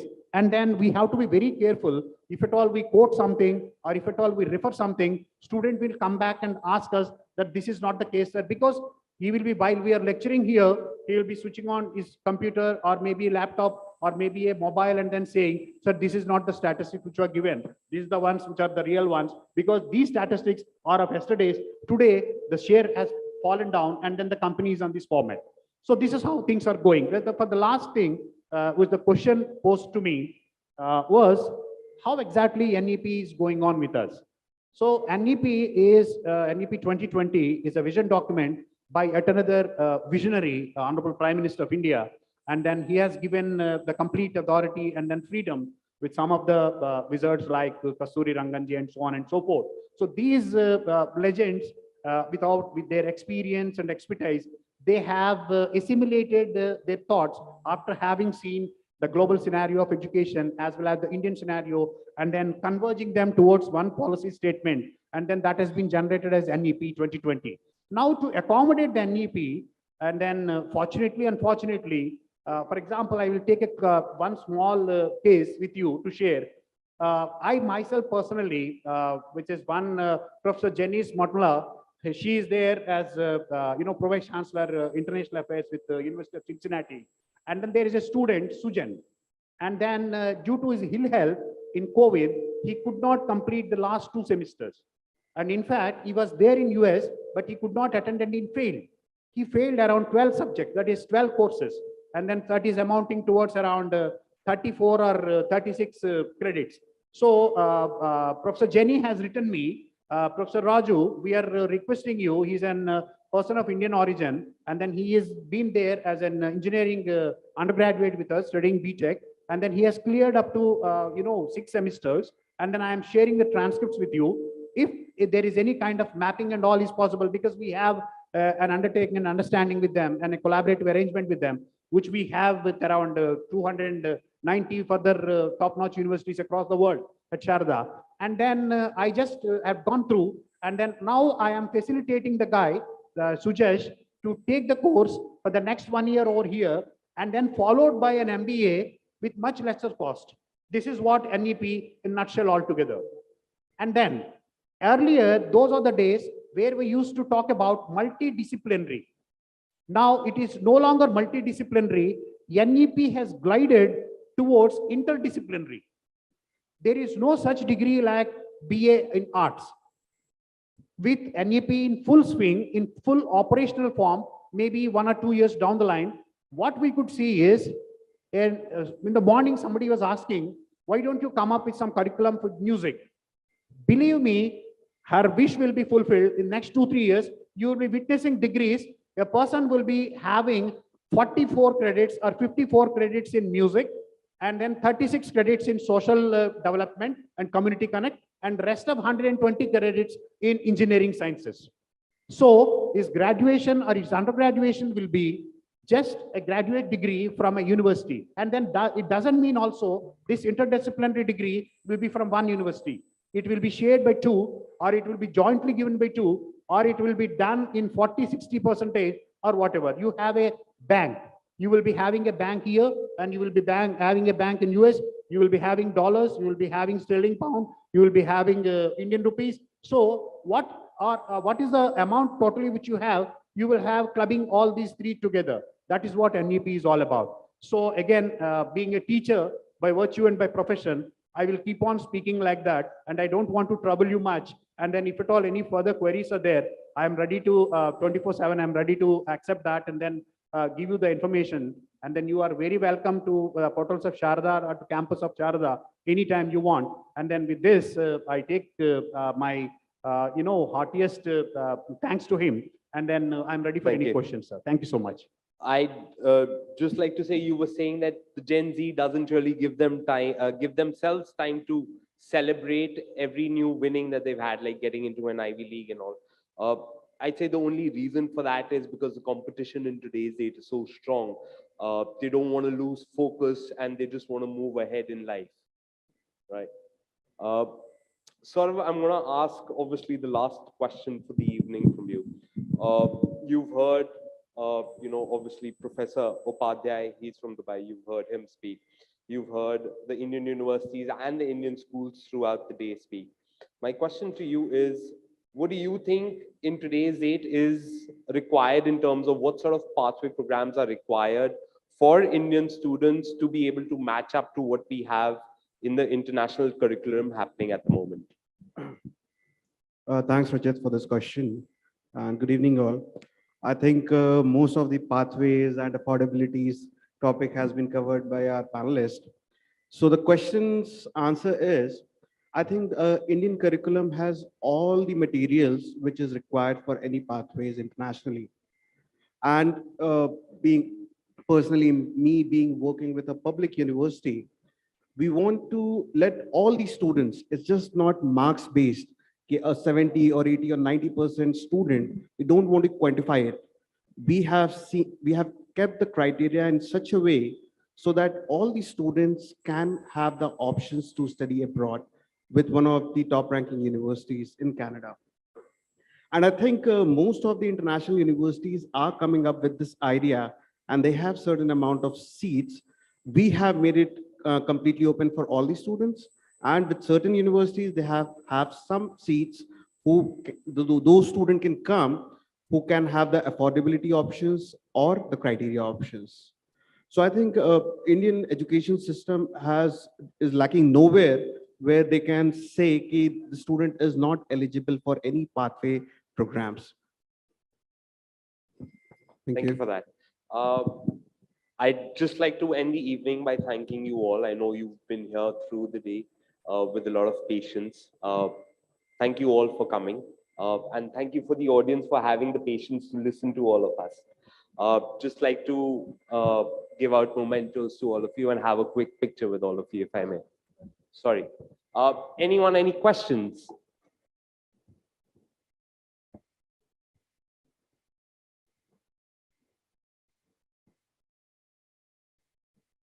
Sorry about that. A very good evening to all of you. My question goes to dear ma'am. First of all, I'll tell you, my name is Dr. Pradeep Arora, Director, Kamal Institute of Higher Education, Branch Technology. Ma'am, the question is that you have given a very, you have a very positive thought towards this school. Like CBSE is meant for 10th and 12th, board. Rest, every the school can do anything. But the concern is that if we talk about the toddlers or 4 to or 11 or 12 year student, they're having a lot of pressure from the school side. So what do you think? What is your viewpoint in this?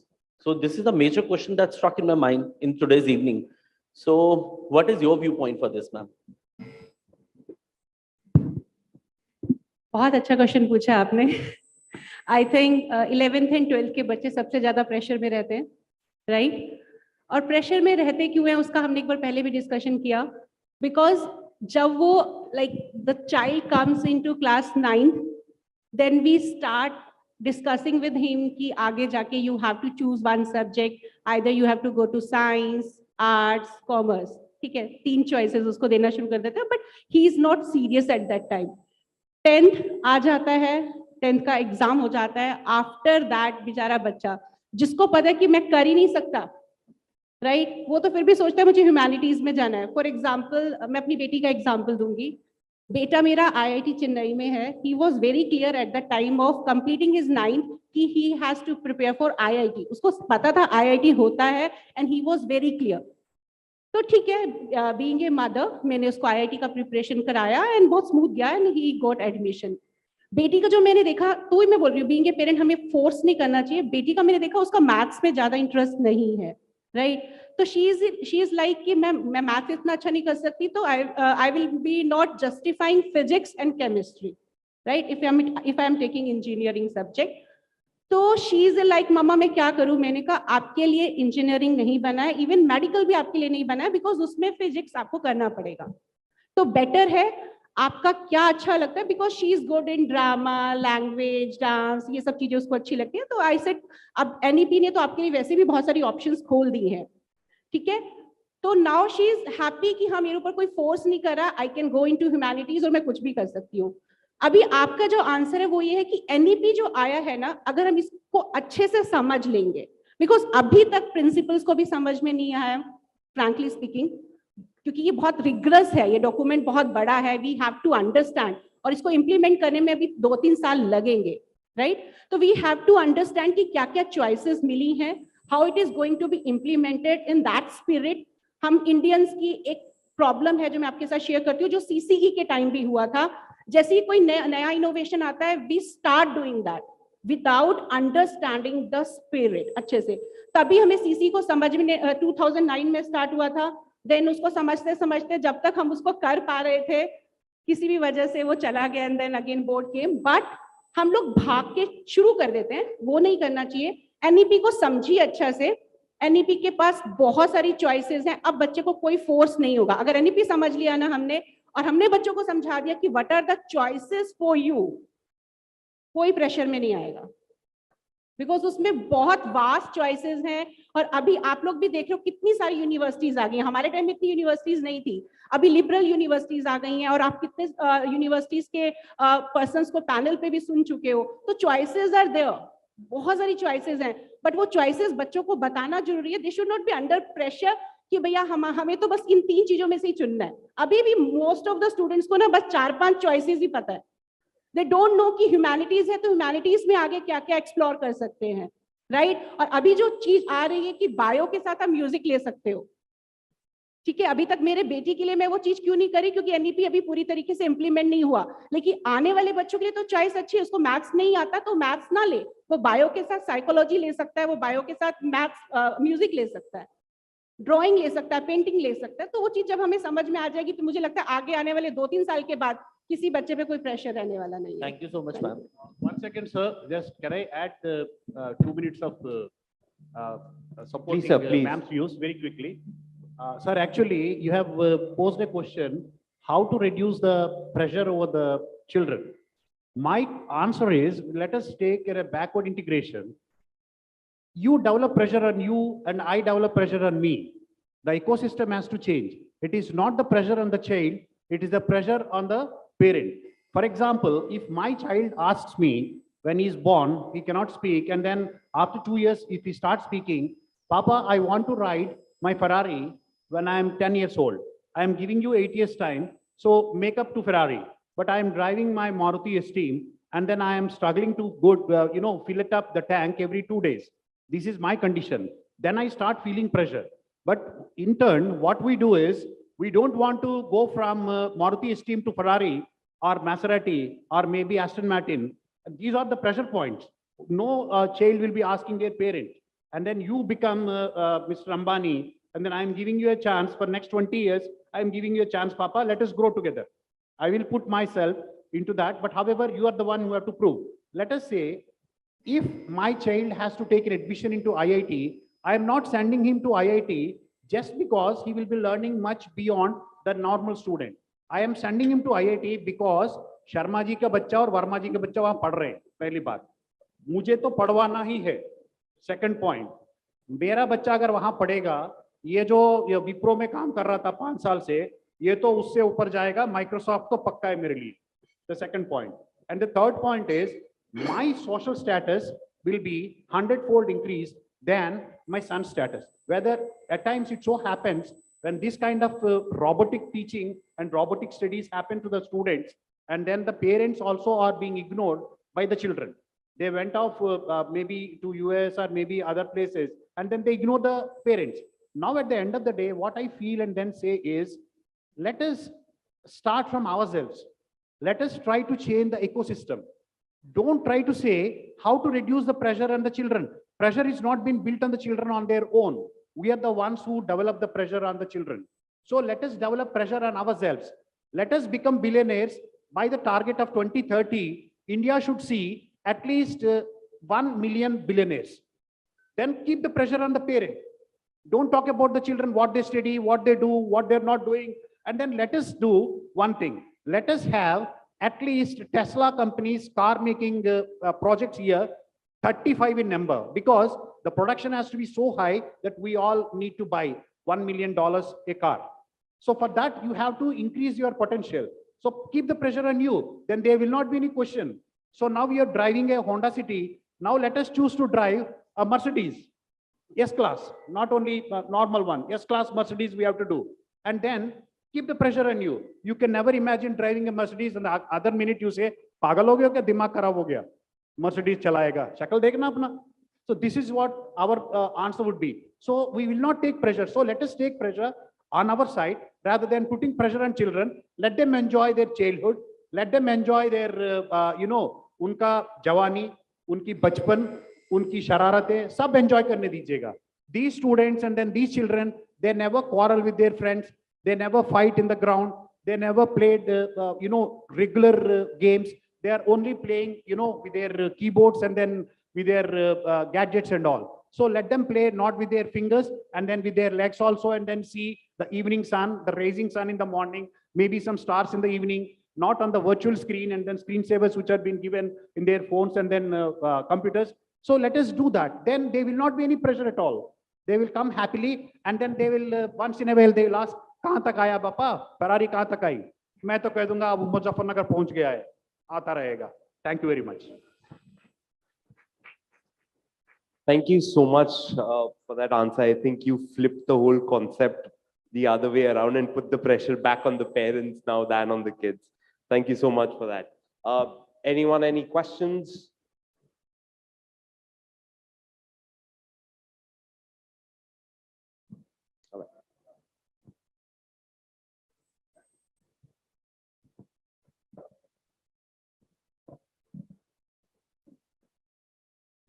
Thank you for your point of view. Very interesting. As a parent, I'll absorb it a little bit so that some part of the pressure or most of it should remain with us. I agree. So this topic was to do with pathways, right? Gateway to affordable education. I just wanted anyone's views on, for students, how should they approach pathway programs? What should they keep in mind when they're going through different options of pathway programs? Because it sounds good, but it must have some level of delivery at the end of the program. And, there are a lot of different sessions happen on choosing the right course, choosing the right country, choosing the right university, so on and so forth. But how does the student pick the right pathway program? Some views on that would be enlightening for me. Thank you. So probably I would be taking this question, other can join, that there are two stages where probably students will be seeking to go abroad. One could be after their 12th standard, and then when they are doing their undergraduate program, they are about to complete. So some kind of some mutual understanding or in collaboration with the school authority or the university or the college authority, it should be there. And it should be a part of a, activity organized and arranged on the behest of a school. Because see, immediately the prior session which was here about the career council. So one question cropped in my mind that as a parent who is going to seek admission for his ward, how I shall be selecting a career counselor? Who is the right kind of a career counselor? Is there any rubrics for that or not? Similarly, when the schools are there, because for me, it may be happening for the first time, but for the school, it is a regular practice. So probably they must look out for the right kind of people under the, say, domain of a pathway, probably who can counsel and guide the students in a right direction, and what is very important, at a right point of time. Otherwise, there may be some gaps in between. Person might have taken admission in the college, or person in the graduation might have gone for the PG level, and in between he has to or she has to drop, or probably may need to change. So probably the right approach should be that you must collaborate with the schools or the universities, and using their platform, if you reach out to the students, perhaps there will be more acceptability and more kind of a credibility will also be there. And there will be a fair degree of assurance in the minds of our parents as well as for the students that, well, since it is basically coming through a school, probably a fair amount of a vetting must have happened. And whatever the career council or the suggestions we are going to have, they will be meaningful, and it would not be something very low hanging, rather very meaningful and rewarding. I mean, this is my take. A lot of onus goes on career counseling, right? Actually, in my opinion, and after having gone through various streams of higher education and tertiary education. What I think is, and somebody was talking about a short attention span of this generation or the future generation of children. In that case, formulas cannot be devised for the purpose of choosing a particular pathway. It is the natural instinct of human beings to be curious about so many things. And that is why when I said earlier that choices should be open-ended, the pathways also is a method through which those choices can be realized. So that is why experimentation is necessary. So many times you have heard a small child coming and taking your cup of tea, jal jaoge, jal jaoge. When somebody will say, jal jaane do ek baar, dobara nahi karega.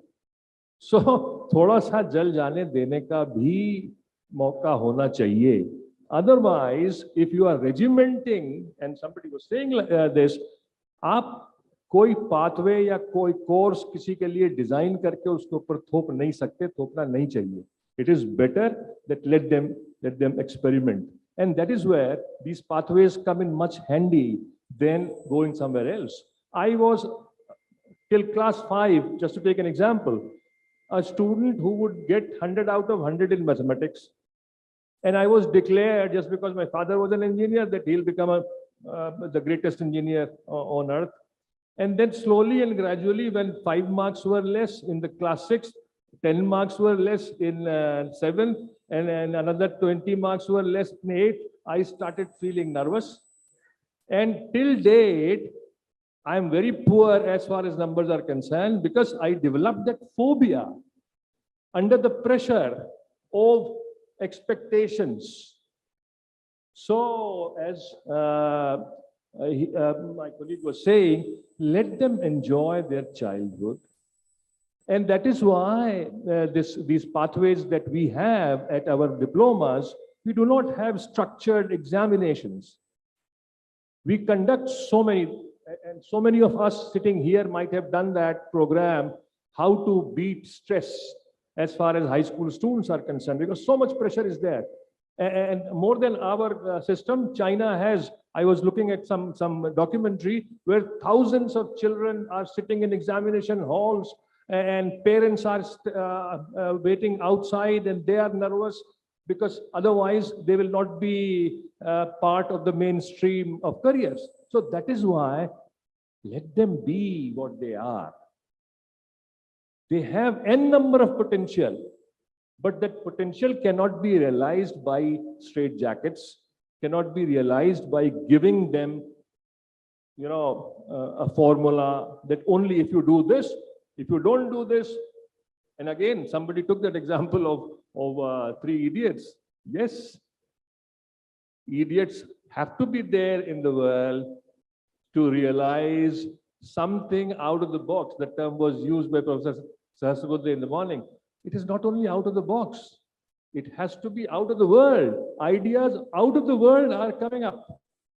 We never knew these kind of ideas are possible. So let them be, let them be. To add on, I would say that of course, we should not sacrifice their childhood, no pressure on them, but at the same time, the pressure from Verma ji and Sharma ji and their was studying in IITs and all. So just I want to end up with one very famous song by the Billy Joel. So, and probably people of my generation must have heard of it, that we didn't start the fire, it was always burning since the world has been turning. So of course, we want that our children, they shall have a wonderful childhood, and as the way we spent it, but at the same time, there are a lot of, we all are basically an outcome or a function of a society in which we live in. And if you ask somebody who is abroad, and you share that, well, I want to shift to your country, or I want to shift to US or Canada or Australia, you know what they would say? It's for the time to be in India. India is at the right time. So you should be there, because the maximum returns on your investment and the best kind of a life you're going to have in India in coming decades or coming time. But there's always a kind of a catch-22 situation.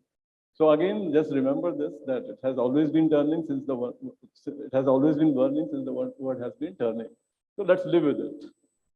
I think Professor Vuleti would add Just to, to like to add to that. close, actually, the pathways programs again are to facilitate some students who are really lagging behind in certain area, but yet they would like to go through with and then reach the end point which they want. Like, for example, if I would like to study my MS in computer sciences, but however, my marks in BTech in computer sciences and everything is fine, but my English score is not good. So to gain that particular thing, maybe for a 6 months program, which is not a kind of credit based or not a kind of, the one which is to be carried forward with your MS. But however, this student will complete that and then gain the kind of candidature or the kind of, seat into MS program. That would be a gateway for him. And then also to understand how the things move, what kind of curriculum they offer. And then even though everything is there online, even these nowadays pathways programs, they're offline as well, and then online as well. Certain universities from Australia and then UK, they're offering online pathways programs for maybe 6 months time, or maybe for 1 year. 1 year abroad programs are there. But lastly, but not the least one, at Sharda, we offer study abroad programs for 1 month, 30 days. Like we take the students to certain university, and then we will get the students to have the rich flavor and blend of the course which they will be studying. Like, for example, the psychology students, they want to do their masters in RMIT in Melbourne. So then we take a cohort of around 30 students to Melbourne and then place them in RMIT and then let the flavor be tasted with all the toppings and then the specializations over there. And then these students, they go and then they will have the first-hand experience of the faculty talking to them, maybe not more than 5 to 6 classes. And then we will merge and converge with some kind of entertaining tours over there to Sydney and then maybe to Canberra and then maybe to Brisbane to have a kind of sightseeing and other aspects to learn how the things move there and then come back and then they can take and join up. Even though if they feel the pathway programs are also a bit lengthier, we can go for a short term, maybe some of the immersion programs that we offer for the students from abroad. Recently, we have got a cohort of around 15 students from Uzbekistan and 12 students from Greece. They have come here, they learned around for some time here with the culture, heritage, and then they have been to Taj Mahal, Qutub Minar, and some places over here, and so on and so forth. So it is a never-ending story. Again, I'm very thankful for the DWC people, and then I'm really thankful for your patience, and then the kind of hearing, and then valid impact which you have shown on me. And then I expect all of you with a very happy note of happy learning throughout your lives. Thank you so much. Thank you. Thank you, so much. Professor Vuleti. Thank you. Thank you, everyone. We'd like to close the session now. Are we going to be giving some mementos, Richard? Otherwise, they'll feel very shortchanged. All the other people got it.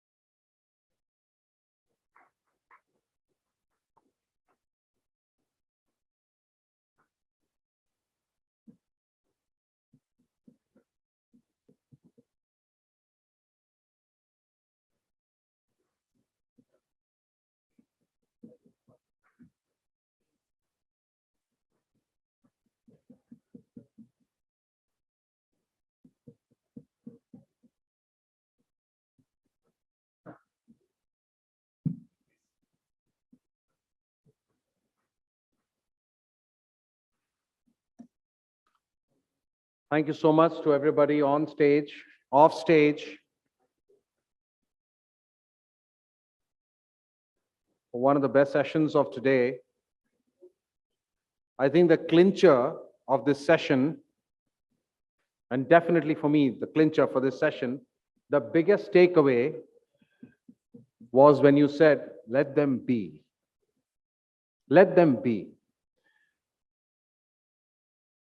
बच्चों के बचपन को छीन मत लीजिएगा. In the middle of all this counseling, coaching, global education, subjects, career. Vedmani ji, welcome back, sir. Thank you so much for coming, sir. बचपन जो होता है ना, बहुत अनोखा होता है. जैसे मैं हमेशा कहता हूं, बचपन में पैसा जरूर कम था, बचपन में पैसा जरूर कम था, लेकिन वही एक जिंदगी का दौर जिसमें जबरदस्त दम था. उस दम को छीन मत लीजिएगा बच्चों से. Yes, it's important to guide them. It's important to handhold them. It's important to walk along with them. But like I had said before, let's teach them how to think, not what to think. When you teach them how to think, you throw challenges at them. बहुत खूब फलेंगे आगे जाके भी. We now move to probably the most expected, anticipated, and looked forward to event of today, besides lunch. And that is the award giving, recognition, and felicitation ceremony. To those select individuals, institutions who have carved a niche for themselves in this field and have probably been path breakers and will continue to be in the times to come. To carry the session forward and to wind up today, may I call on stage Mr. Ehsan Khan. Is he MIA? Oh, I thought he's MIA, missing in action. No, there he is. Right?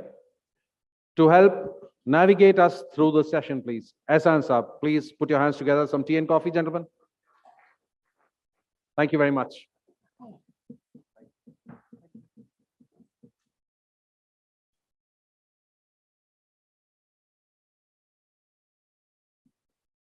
Hi, hello, good evening, everybody. And so finally we come to the end of the session, and it's a wonderful opportunity that now we are winding up. So now comes the set of awards.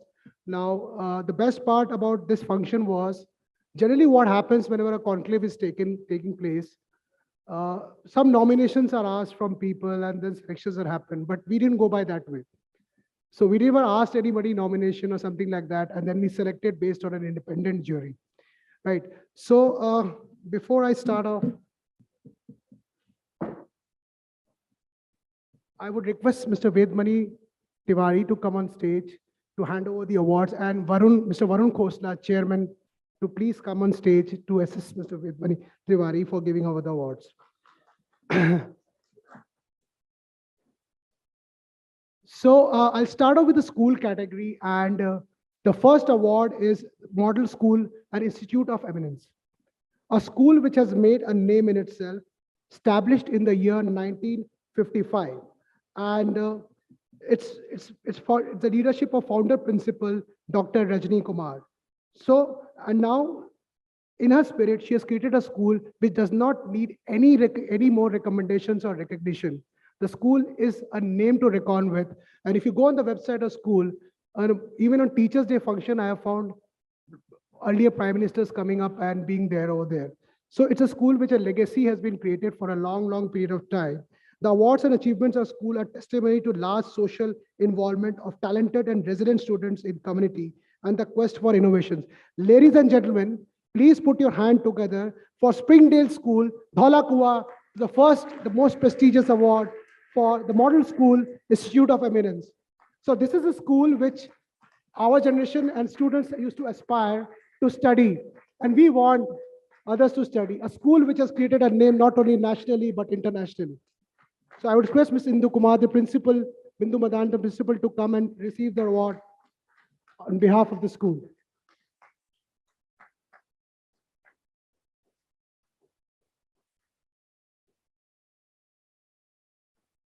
Yeah.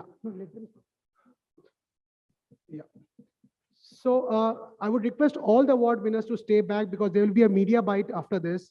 So where, your expressions and your views will be captured.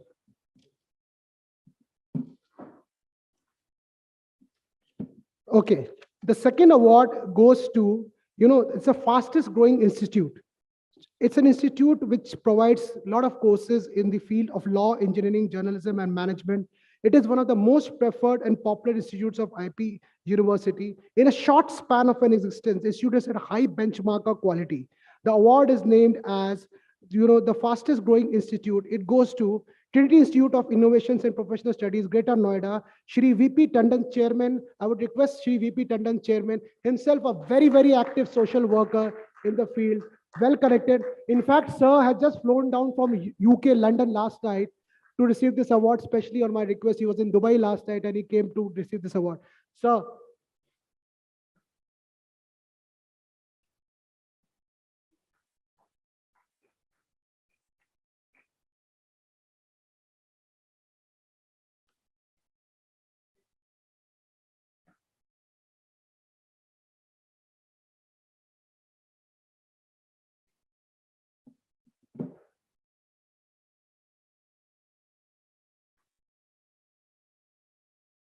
Thank you, sir. Thank you for coming and making it on short notice, Tandon, sir. Okay. Now we come down to, now we'll change, we'll go to University with Global Outlook. This university provides a world-class learning environment in technology, equipped classrooms, and boasts of diverse students, from everywhere. The university aims to be an internationally recognized institute of higher learning through excellence in curricular development, research, and innovation.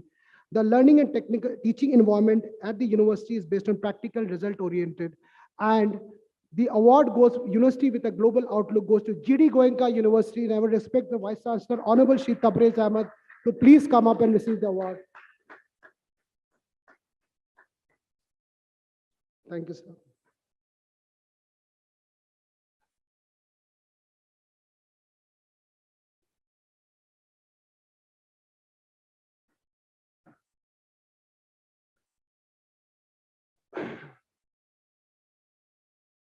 The next award is for the most upcoming and the fastest growing institute in North India.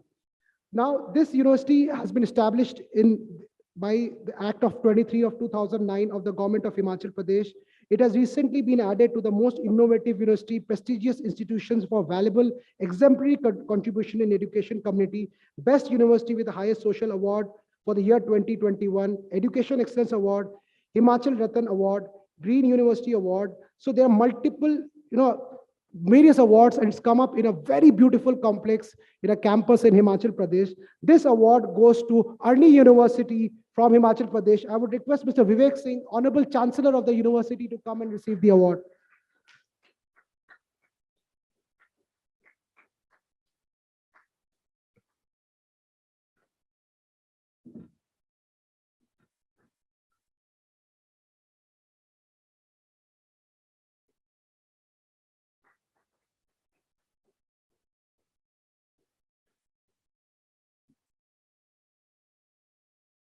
Thank you, sir, for coming.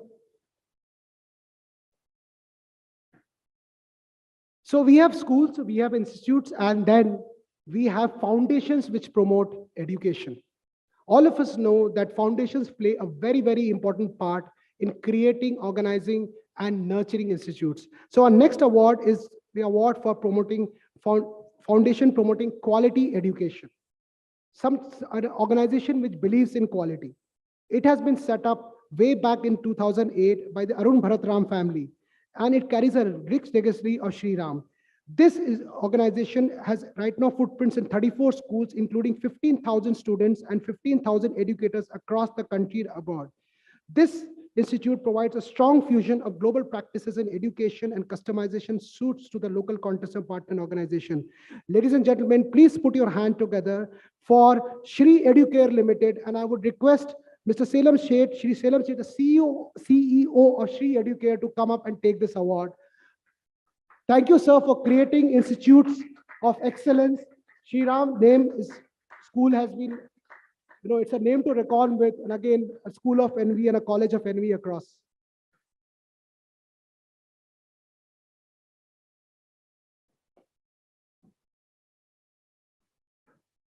So we have the whole team of Sri Educare with us.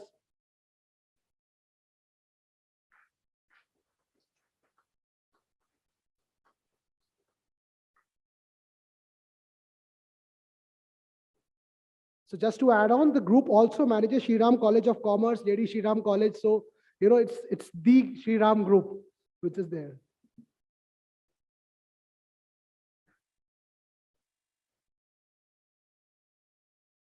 Thank you.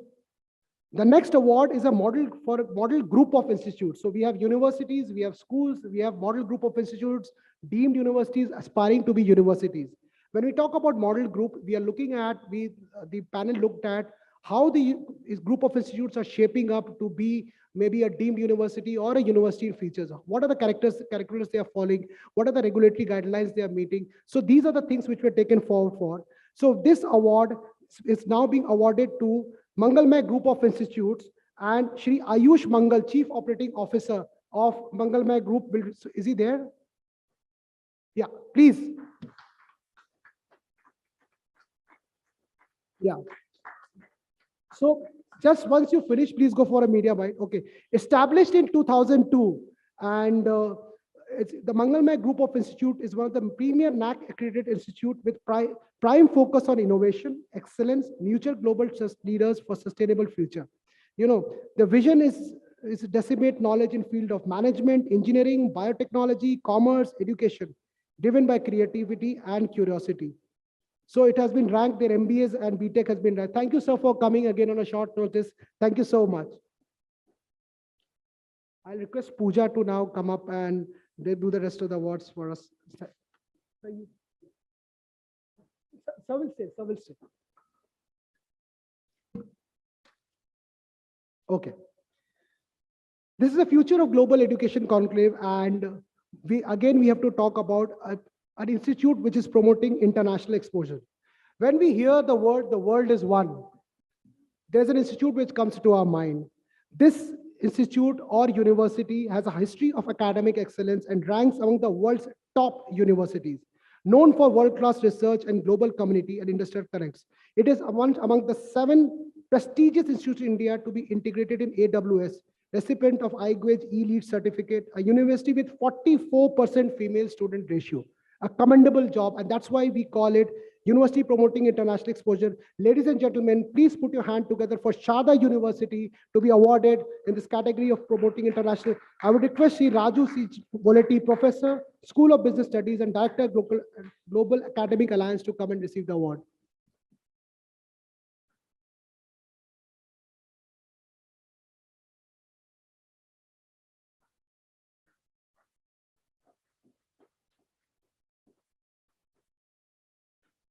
Thank you, sir. We can proceed to the media bite for a minute. When climate and when climate and environment remains top of the mind, an award function cannot be complete if we do not have touched upon these sensitive topics. Education is one part, and a lot of our discussion talked about internal growth, internal understanding. So our next award is Empowering Climate Change Knowledge. Again, a very, very important subject for the future. So I would request Professor Dr. Rajat Sharma to come up, Founder, Unity of Nations, the Chamber CEO, to please receive the award for actually providing knowledge on empowering climate change. Sir.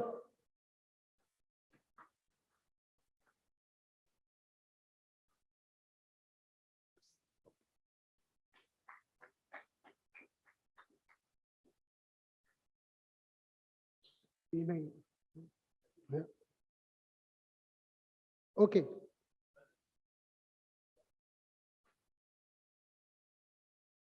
We also have to talk about placements, and with the new age coming in of edtech companies getting involved and supporting there. So there are organizations which have actually helped in promoting good placements across.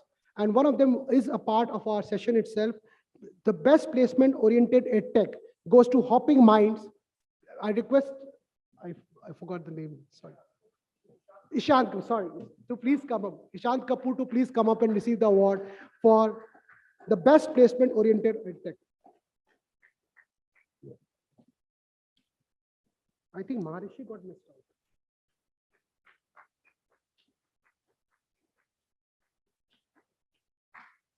One award got missed out. Yeah, just hold on.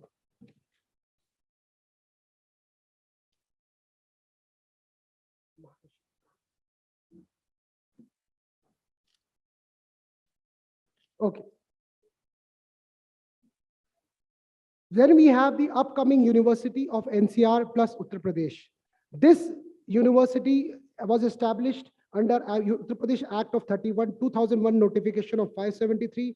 The university has got two campuses, one in Lucknow and one in Noida. His Holiness Maharishi Mahesh Yogi Ji was the first chancellor of the university. And we have with us a very special guest with us, the Honorable Vice Chancellor, Shri BP Singh, an engineer and a veteran academician of 21 years experience in academic and research, and he's also an ex-corporate with 9 years. So the award goes to Maharishi University of Information and Technology for the upcoming University of NCR in Uttar Pradesh. And I would request Shri Bhanu Pratap Singh, the Honorable Vice Chancellor, to come and receive the award. Please, a round of applause for the winners.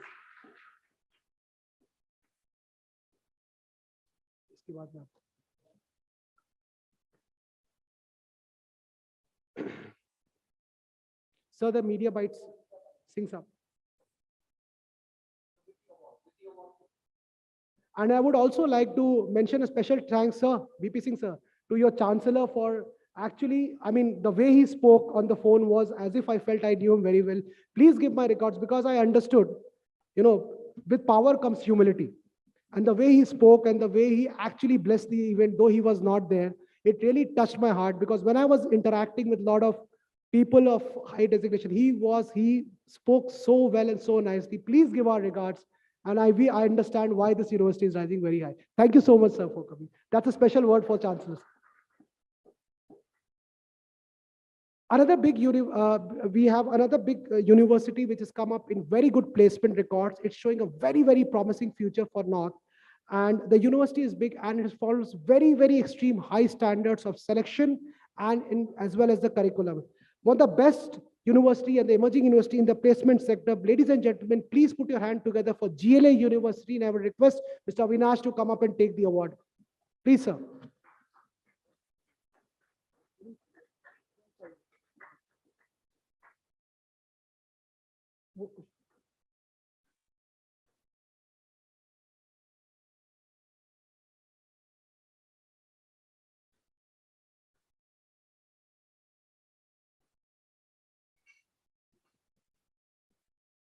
We'll fill it up later on. Please, the photograph.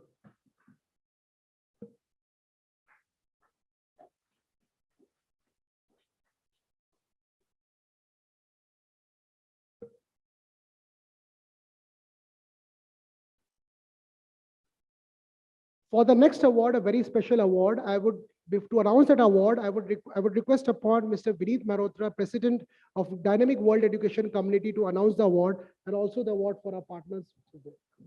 Thank you, Vineet. Thanks, Asant. In fact, now we would like to recognize some contributions in a slightly different space. In fact, we have Mr. Saurabh Jain, the Chairman of Research Foundation of India. We want to actually recognize his efforts in the environmental health safety awareness. So Mr. Saurabh Jain has not been able to join us. So he's instead deputed Mr. Sanjeev Verma, who's also an extremely senior dignitary. He works for Aditya Birla Group. So he's there. In fact,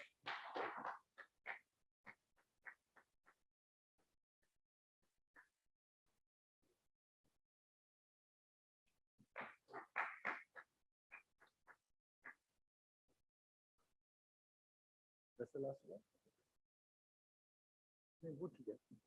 So last but not the least, we have another very, very emerging college, in fact, has very, very distinguished reputation that they were one of the first universities to got the NAC AAA accreditation.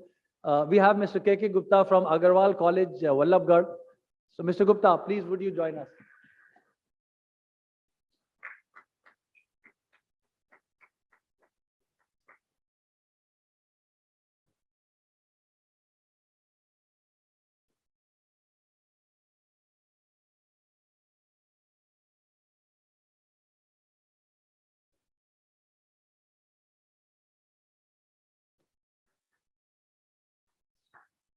Partner award? Yeah, now we have the partner awards. Ehsan, would you mind coming back and sharing the partner awards?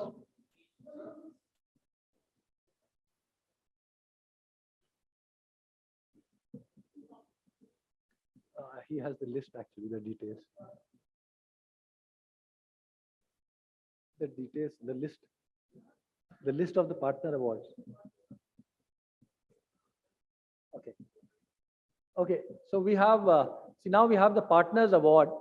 In fact, Mr. Amit Sharma, are you there? In fact, we have the most promising partner.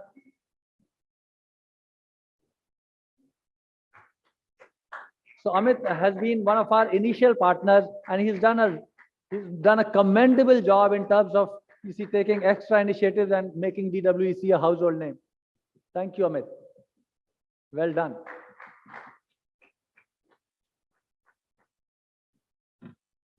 And last but not the least, in fact, we have Mr. Naveen, who's been again almost one of our first partners, if I'm not wrong, and he's been contributing regular flow of business without fail.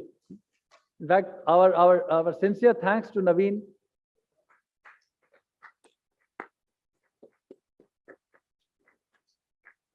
Great show, Naveen.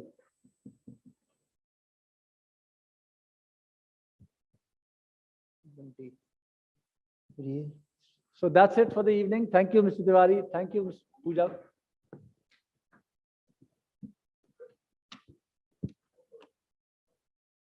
Yeah, for the gift, sir. Mr. Tiwari, we'll trouble you once more. Any awardees who have not yet gone for the media bite, we'll request them to go out and actually have a media bite.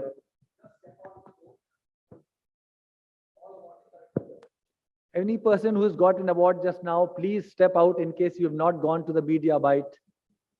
Thank you so much.